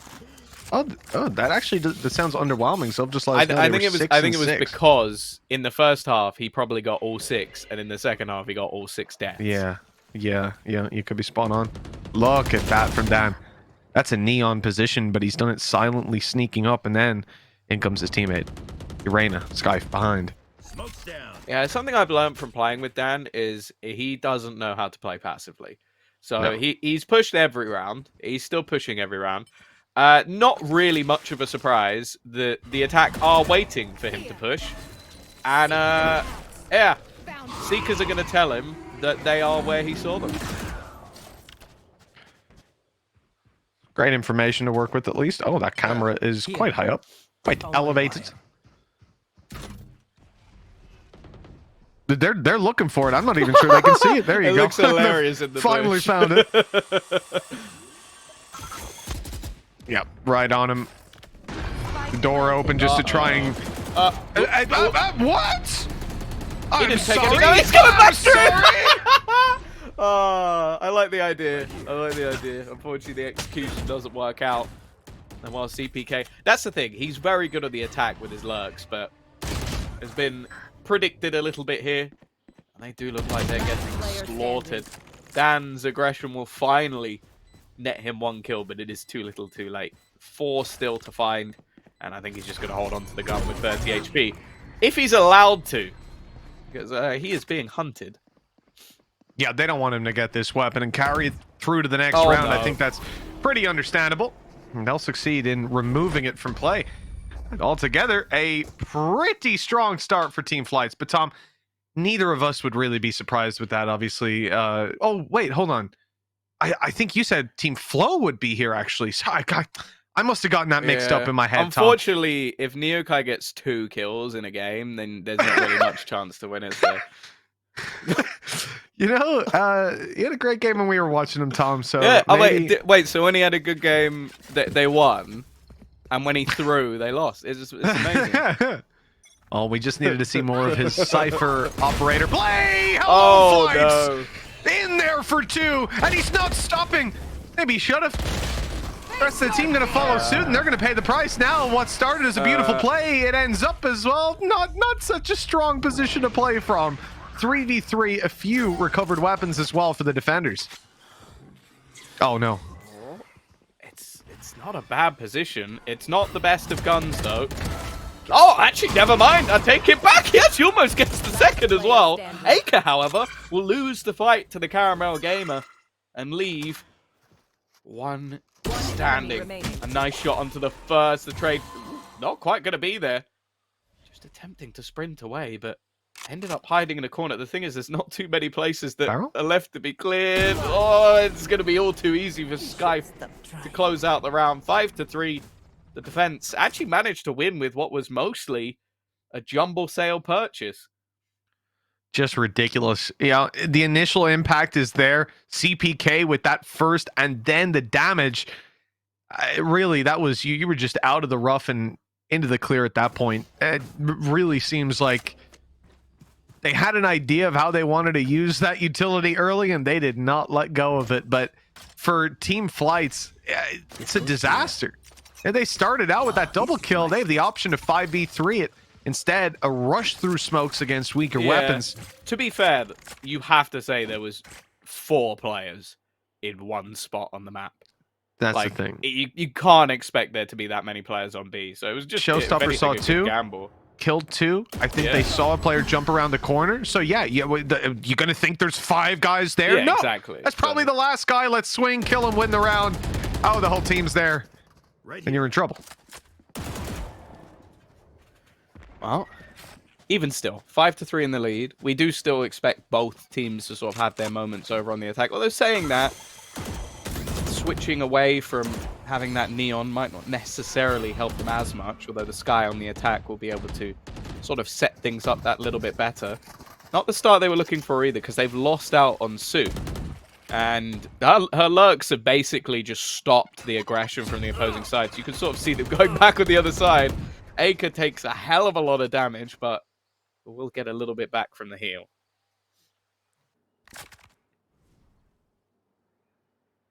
$30 seconds left. Good shot from Flights. And they've got players lurking out on the other side of the map as well. This is a staggered push spike. Still in spawn, essentially. all that space, it just means that they're slowly pushing through these angles, keeping their options open. And hello, Jordy's down below. They've just walked right past her. 8 seconds, they've got to run. Plant on B now, guaranteed. And, well, just a perplexing situation on this site. LSD not able to get that kill, and he doesn't know they're on top. What's going on? The round so far was already weird, but then he misses the whole mag as well. Oh, it just gives up. It just completely gives up. It's like, you know what? Screw it. That was, I don't know. I don't know if he ran out of mouse mats so far. They ended up outside of the room, but that definitely looked peculiar. And, well, all it really proves, if you're a gamer out there, is anyone can get a kill, because Dan managed to get that kill when he should have been dead. So like, it's funny how long it also took Dan to realize he was up there. It's like runs out of bullets and then goes, oh. My favorite part is that he saw him blast packing over there as well, and then he was like, well, he couldn't possibly be above me. What a beautiful round. The follow-up, well, pretty convincing from Team Flights, dealing with these pistols very easily. Not much resistance to be offered just yet. Oh. Nobody saw that. That's the thing. If he has another 40 bullets, he'll get that kill eventually. That's true. If that Ghost had an Odin magazine, he would have been aced. But yeah, he would have at least got him down to like 20 HP. You know what? This is a strange you deserve reality that. I live in. That's it. That's it. And get shot in the side of the head. Now, there we go. Perfect. Worse. Absolutely worse. I'm not sure that this is even Valorant anymore. I don't know what's happening. Wait. I want to see the bit where Dan shot all his bullets. Do we have that bit, please? Oh, here we go.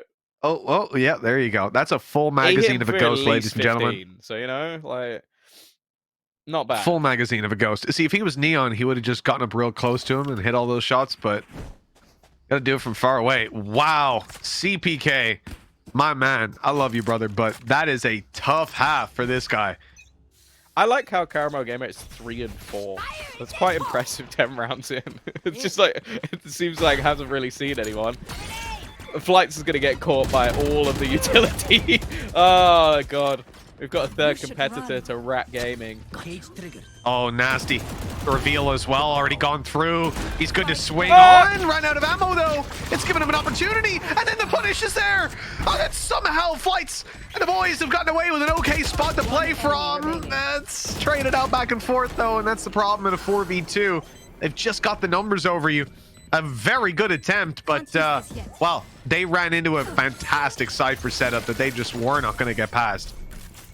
Yeah, and I, as said, like, from what we saw earlier in the game, most of those Cypher setups ended up towards the C site. Didn't look particularly convincing, but it seems like this might be where Acre's done the majority of his work so far. Like, having these ratty little B site setups. It definitely does sort of remind me of how B site on Haven feels. It's like, I don't think it's a site that's particularly difficult to get onto, but holding it just doesn't look fun. Like, you have to play more aggressively out of the site rather than within it. Yeah, I think that's the way, unless you're running, like, see, even if you're running something like an operator, it's so easy for them to smoke off that choke point and get close, start fighting into mid and B. You just have to be playing it aggressive, and that doesn't always work out, as showcased here. ELSD, he ain't fine in the start. As he gets dropped, SeePeeKay swings out from mid. At the beginning of the round? I'm sure. Actually, he died furthest back out of anyone. Oh, Ringa Rosie! Skype left down in the open, but he's managed to find two. Just following those revolving doors around to the other side. Absolutely textbook. I've actually brought this back to 5. Like, that's the thing. We sort of talk about this map in general, leaning in towards that attack side for now, just because it's sort of one of those things when you have a new map that a lot of the time you can just sort of group up and stomp in towards a site, and especially when there's 3 of them, you're going to find gaps in that defensive side. So getting back to 5, it's workable for GGMediocre. This map definitely isn't done just yet. This attack side again, where you can find so much value. Interesting from Team Flights, though. They're stacked up on A completely. I mean, it was 5 players there. It's going to be 4 by the looks of it. When we've seen this before, it's like a lot of supportive utility. Like in this case, you'd imagine, you know, your Killjoy on C. You got your turret down C long early and alarm bot for B walkthrough, stuff like that. But they're basically playing complete retake on half of the map. A big gamble that this would be an A play out of GGMediocre, and as we can see, it's not.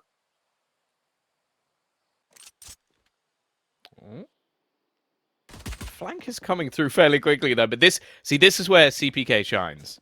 I say that, Acre's the one taking the fight. He's like, I cannot, they have seen me. I need to go back into the corner and hide.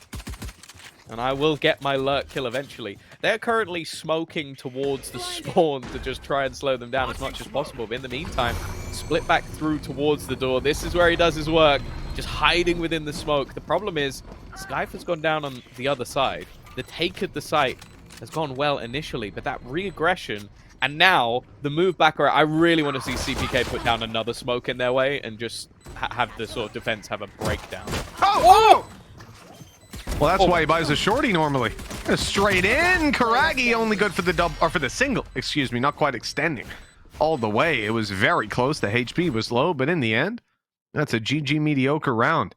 And it was a good attempt by Taiko to get up close like that, but it just ain't working out for them.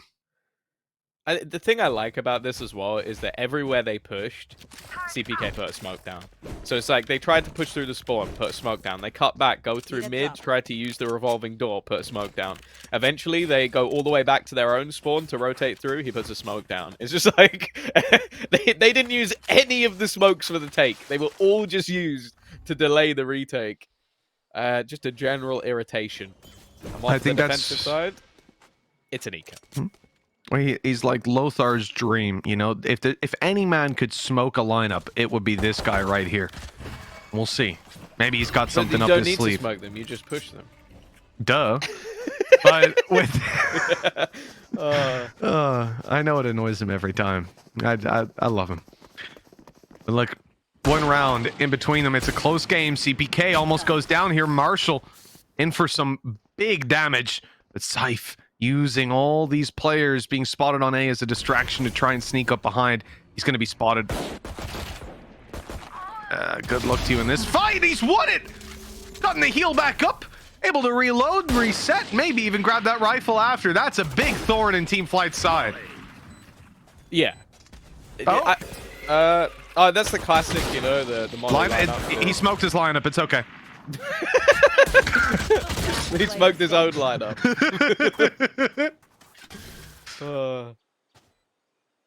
I think that's the most excited I've ever seen you get for someone with a stinger killing someone who had a classic. Like,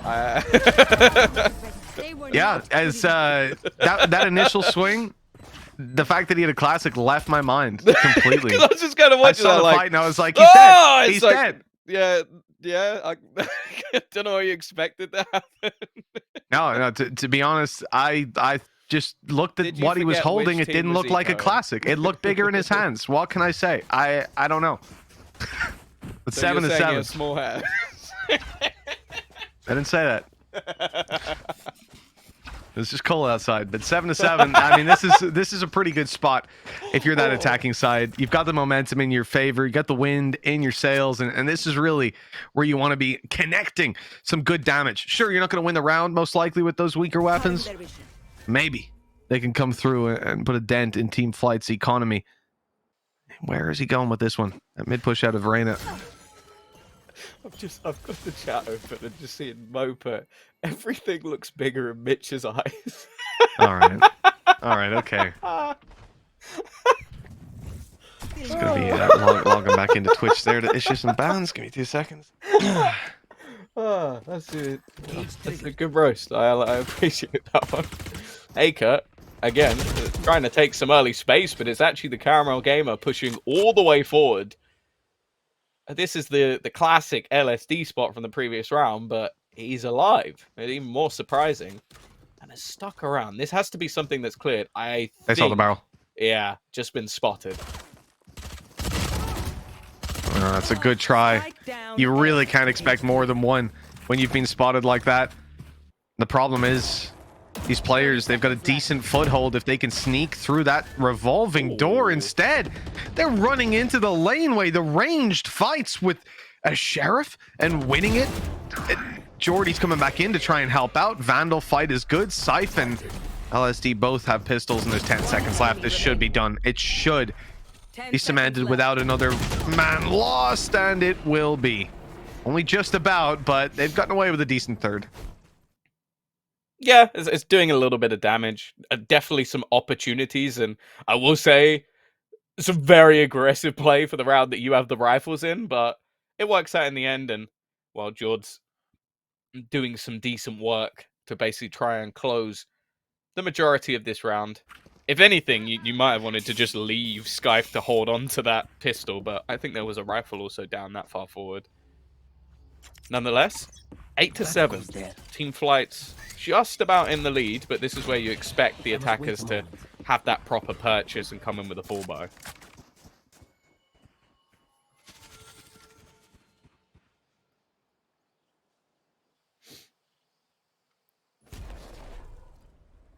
No, we're certainly going to run the clock down before anybody on that defensive side gets aggressive. Look at this passive play out of Team Flights. I mean, we sure just saw a fight on B, but that's about all they're looking to fight on. C side is held by utility. A is being held by a jiggle peek out of Reyna entirely for information. This is the most passive round that we've seen in the whole tournament. I'm almost certain of that. Even spotting out some of that Killjoy utility on the way through, and it itself is so far back. There's still more there, though. They've used up 1 nano. There's an alarm bot, and it's already caught Reyna. That's going to make it a little easier for the spams back on the other side. But Scythe gets the heal. It's gone back up to 100. This almost looks like a round where you need to have like a lockdown or something to get back in. They do have the showstopper. And well, there it goes. It's only going to be the 1-for-1 trade, though.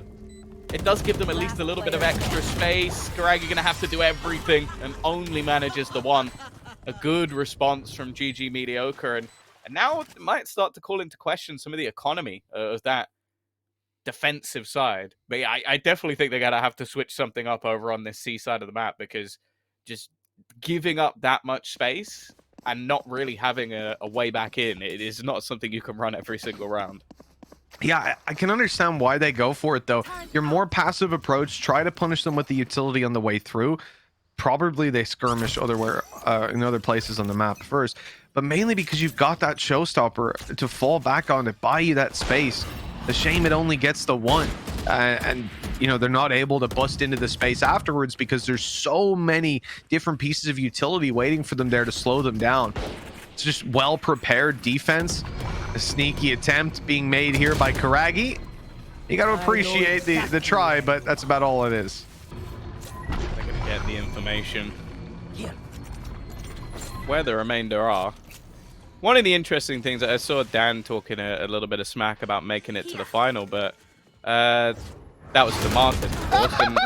And Marcus has actually got more kills in one round than Dan, or the same as Dan has got in this map so far. So ooh, I think you might need to step up to the plate. That's a bit awkward, Dan.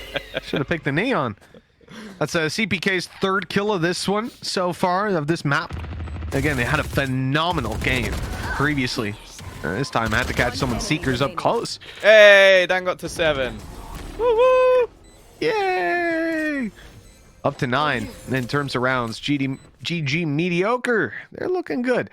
Yeah, that door, it really got its run for its money in that one. I think that door must have gotten spun about 8 times during that round. It was just non-stop. You do have to be really annoyed by him hiding in those smokes. Like, it's something, I feel like it's almost worth just playing Phantom just to spam them. And interestingly, TheCaramelGamer is now playing a Phantom. I'm not saying it's a direct correlation, but I think I would after being killed like that.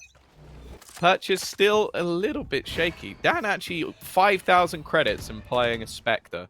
So I'm guessing something kept over from prior rounds. They are currently in the lead, so having that little bit of a bonus in economy.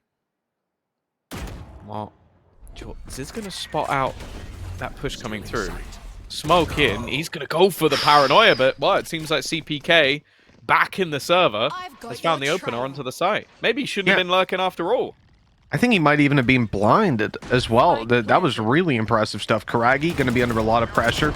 Oh, she's broken it and reset, but 𝗧𝗲 a little too quick. Able to find that kill. Taiko's up close, but being chased down. The Prowler managing to reveal, but holding strong. Staying in position. Reveal, though. Actually, I think Acre broke that. They might not know about this close corner. And there's plenty of targets to watch on the way through. I was wondering whether they'd check it or not on the way in. They never made it in. Flight's the last alive in a 1v3. Absolutely no chance.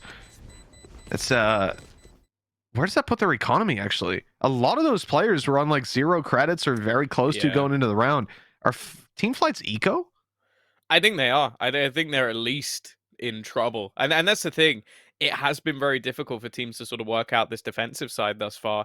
And I'm looking at the way they're trying to play it, and I do feel like there needs to be a little bit more aggression. Like, most players dying quite passively in, like, C-B link, just trying to get in on those retakes. And I don't think you can play this map without taking space. There needs to be a bit of a push. And by the looks of it, they're going to do it in the eco round. We've seen these mid blitzes before. Certainly something that they're conscious of. You saw the molly go down from GGMediocre. Not wanting to allow them to complete that plan and keep the momentum flowing. Just a shooting range against the pistols. And I like they're keeping range against most of these opponents. There's very few engagements here that are going to be up close and give those opportunities until the end. You know, when you're in this 5v2, 5v1, play that a little bit looser, and they're just out hunting, wanting to take this final weapon out of his hands, whatever it may be. And there you go. Yeah, he get to close, and GGMediocre slowly edging their way towards the victory. There's going to have to be some sort of response from Team Flights. I've wanted to see more operator. I think that's the one thing so far this tournament. Like, we had it once or twice in some of the earlier games, but I really feel like, especially on the A side of the map with the stairs position and potential aggressive peaks all over the map, I feel like the operator has been a bit underutilized so far from both of these teams, but I guess that will also just come with more experimentation with the map. For now, at least, though, building up towards this C site yet again. Yinsu's setup, this time a little bit more aggressive in where she's placing her utility, but ultimately still looking like almost a full retake. Now, that's one of those pre-programmed cameras we were talking about earlier. 𝗧𝗲's been working hard to keep him smooth, you know. Well, initial fights certainly back and forth, but with that res online, it looks like GGMediocre have the edge. They haven't planted yet. That's the only... I'm sorry. I'm sorry. What did I just witness? You dropped the spike, ran at them, lost it. Now you've lost the sight and the spike. I think that was Dan's strat. I'm gonna be honest. that was a Dan's strat. I'll tell you that. I think he called that one. I think he called that one because Taiko would never do that. Yeah, that was mental. I'm not. I'm not sure. Crazy. Like, maybe it was like a sacrifice. I'll destroy this. You plant, but unfortunately, neither happened. And well, now Dan left to try and clutch it. 30 seconds left. See what he can do in this 1v3 scenario. 25 seconds to try and get anything done. Those paint shells are. They're not the best. You know, they're warning. This is what 10,000 hours of raise looks like. Well, he's got 10 seconds left. And I don't think Dan's going to be winning this unless there's a really bad showstopper out of flights. It's about the only way. There you go. Shut down in the end. We will have another round on the board for Team Flights. The grand final not over yet. Still hotly contested. But that's going to be one of the stranger responses I've seen to a Killjoy lockdown. It looks like the equivalent of when you're playing Halo and you kill the elites and the grunts just, they don't know what to do. They lose their mind. They start running around, screaming, blowing themselves up with grenades. They lose all leadership, and that's it. That lockdown came into play and everyone just went, I imagine it just started running. I imagine you relate to them quite a lot with the height. 11-9, and this is going to be GGMediocre looking to break through those defensive rounds. Now, this attack side, they've got quite a bit of control here. They've pincered in on mid, some utility about to meet them on the way through. Yinsu, perfectly timed, activating her grenade, allowing them to hold down the site for karagii to come in, yada, yada, yada. Point is, though, C's wide open. They've left it free for Mediocre to just go on in and plant. They might even be able to punish a kill here. Ceph, gorgeous stuff. 𝗧𝗺 is going to be spotted. I think he was almost waiting to make sure that there wasn't going to be a dismiss, and the trades come back and forth, leaving it into a 2 versus 2. 𝗧𝗺 finds the kill, leaving it down to just 1. Orbital strike available, almost using it in panic, but just trying to get away into an afterplant. And I think that 𝗧𝗺 knows he has to push this. Timing not great, and eventually he will get that kill. Enough time on the defuse to get this one through and put them into double digits in the 1s. Thank you, Tom. Thank you. Well, yes, as you said, double digits in the 1s has been located, locked down, and found for both teams. You know, that round right there, you end up with Mediocre. They waltz into C, they grab a plant, and 𝗧𝗺 only barely got caught on the way back. This could have been a very, very different game. That's heartbreaking to see. Poor old SeePeeKay, you know, he thought he had the timing. Thought he could just hold and drop his orbital strike to win the round, but no. Initiative from 𝗧𝗺 was good. 1 round between them, and Team 𝗧𝗺 now going to look to, well, equalize it up. And I think with that, I had to check till we swap to some of the attackers. Yeah, the economy's healthy enough, so it's not going to have any impact on them. The only person with a weaker weapon is actually Su. So, yeah, take that as you will. Ares. Well, maybe not a weaker weapon for her. The thing is, it's not quite like the Odin with the ability to spam without running out of ammo. So we'll see how she does with that one. It's not like the Vandal. It doesn't have the ability to shoot without running out of ammo. That's half the problem. But Dan has managed to not fire a single bullet and take the C site. Not quite take it. You see, this could be awkward. You know, there's still a Reyna stood there who they don't know about. They should guess there can be a player here, and they are still being aware of it, but SeePeeKay has lost the fight. Still, it might work out. With Dan coming behind, this lurk is absolutely everything. They're still going C. The spike is still going C, so there's a chance for karagii to just kill everyone. Like, it's getting really weird. Like, Dan hasn't helped them with the C side take, but somehow they've ended up, well, in an okay position. It seems odd that he went through, but then didn't actually kill the people behind. Yeah, going to B as well, you just become another player pushing mid. Like, the control that he had there was negligible, I think, in comparison, but he was hoping that there was maybe a player he could catch off. 2v2. What? Taiko, he needed that, and he found it just about. Look at his HP. Down to a literal sliver, and he's running into the side. I thought he'd play a heal or something, but I guess it makes sense as well. Just look at where that spike is planted. He couldn't sit down on long like a headless chicken, lost, and allow this player to just go in and defuse. It was the right call in a way, but another clutch out, another big round for Team 𝗧𝗺, and you know, it just felt like GGMediocre had all the pieces to the puzzle. They just couldn't put it together. Yeah, it was a bit of an odd one. They got a lot of value from the initial push, but then didn't really manage to capitalize too much of it. Maybe just overthinking a little bit, but yeah, big round from 𝗧𝗺 again. I think he must be up to, yeah, 30 kills in this game. So after an incredibly strong start from karagii, she's still having a great game, but couldn't quite keep up with, well, a man who I think many have been missing in recent times, because where are the streams? Come on, bring the streams back. We want more blast packs.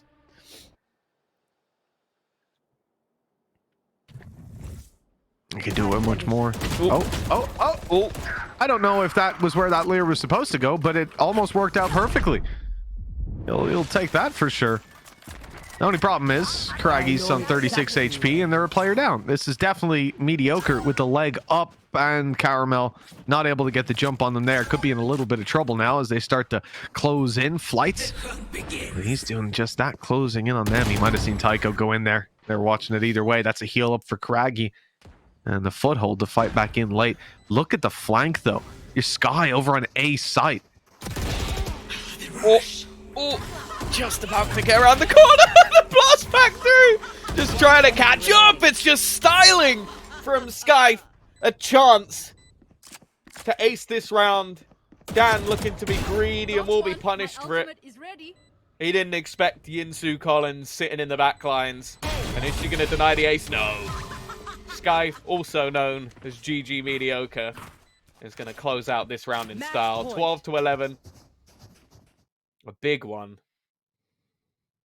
Joe, it's funny. I've just seen in the chat, Dan is coming up with ways how Reyna got on C site, not realizing that he walked past.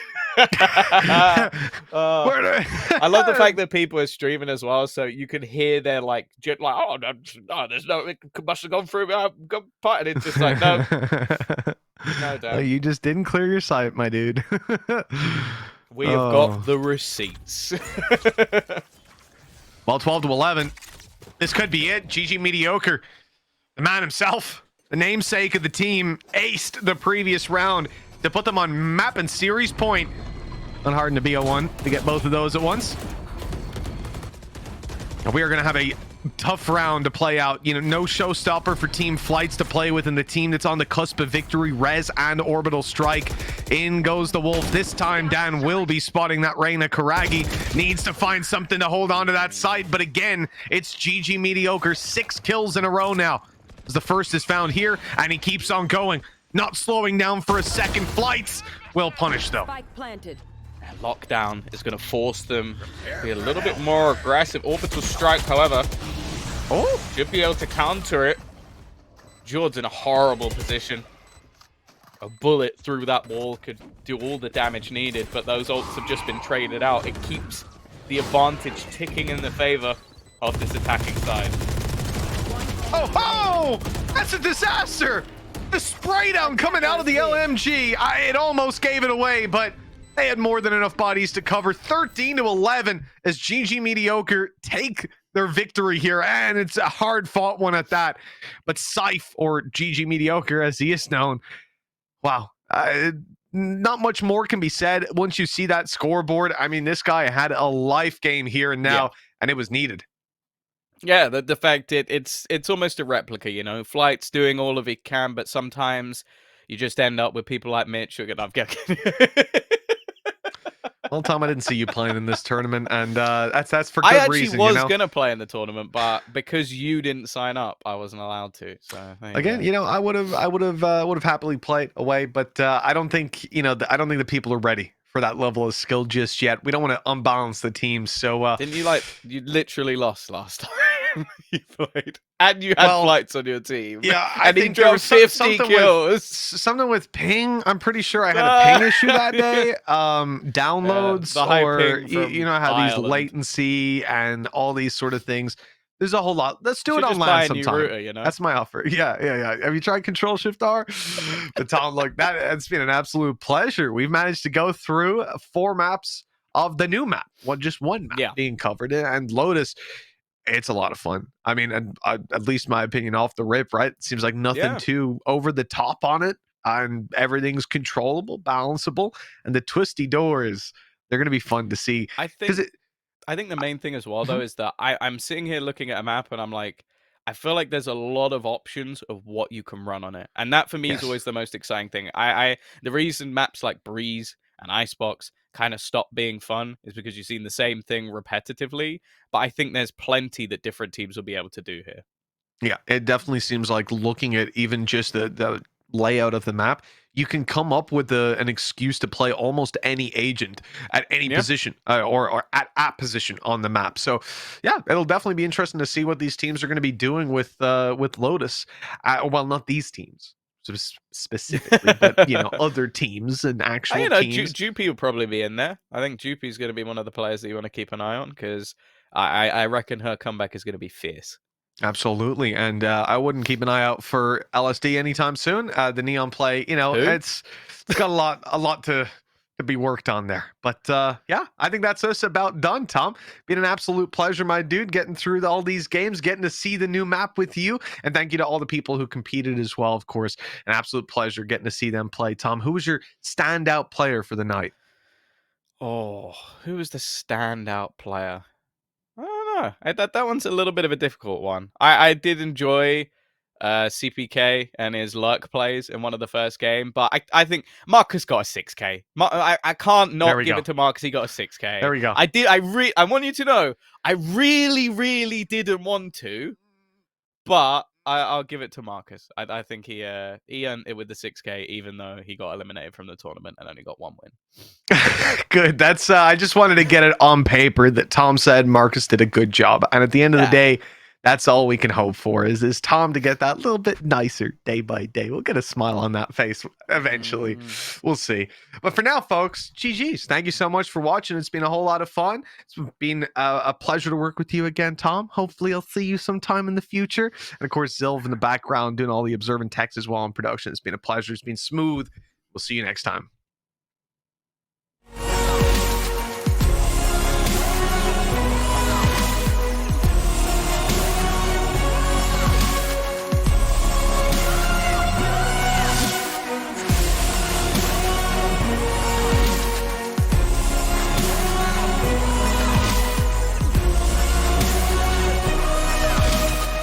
Bye.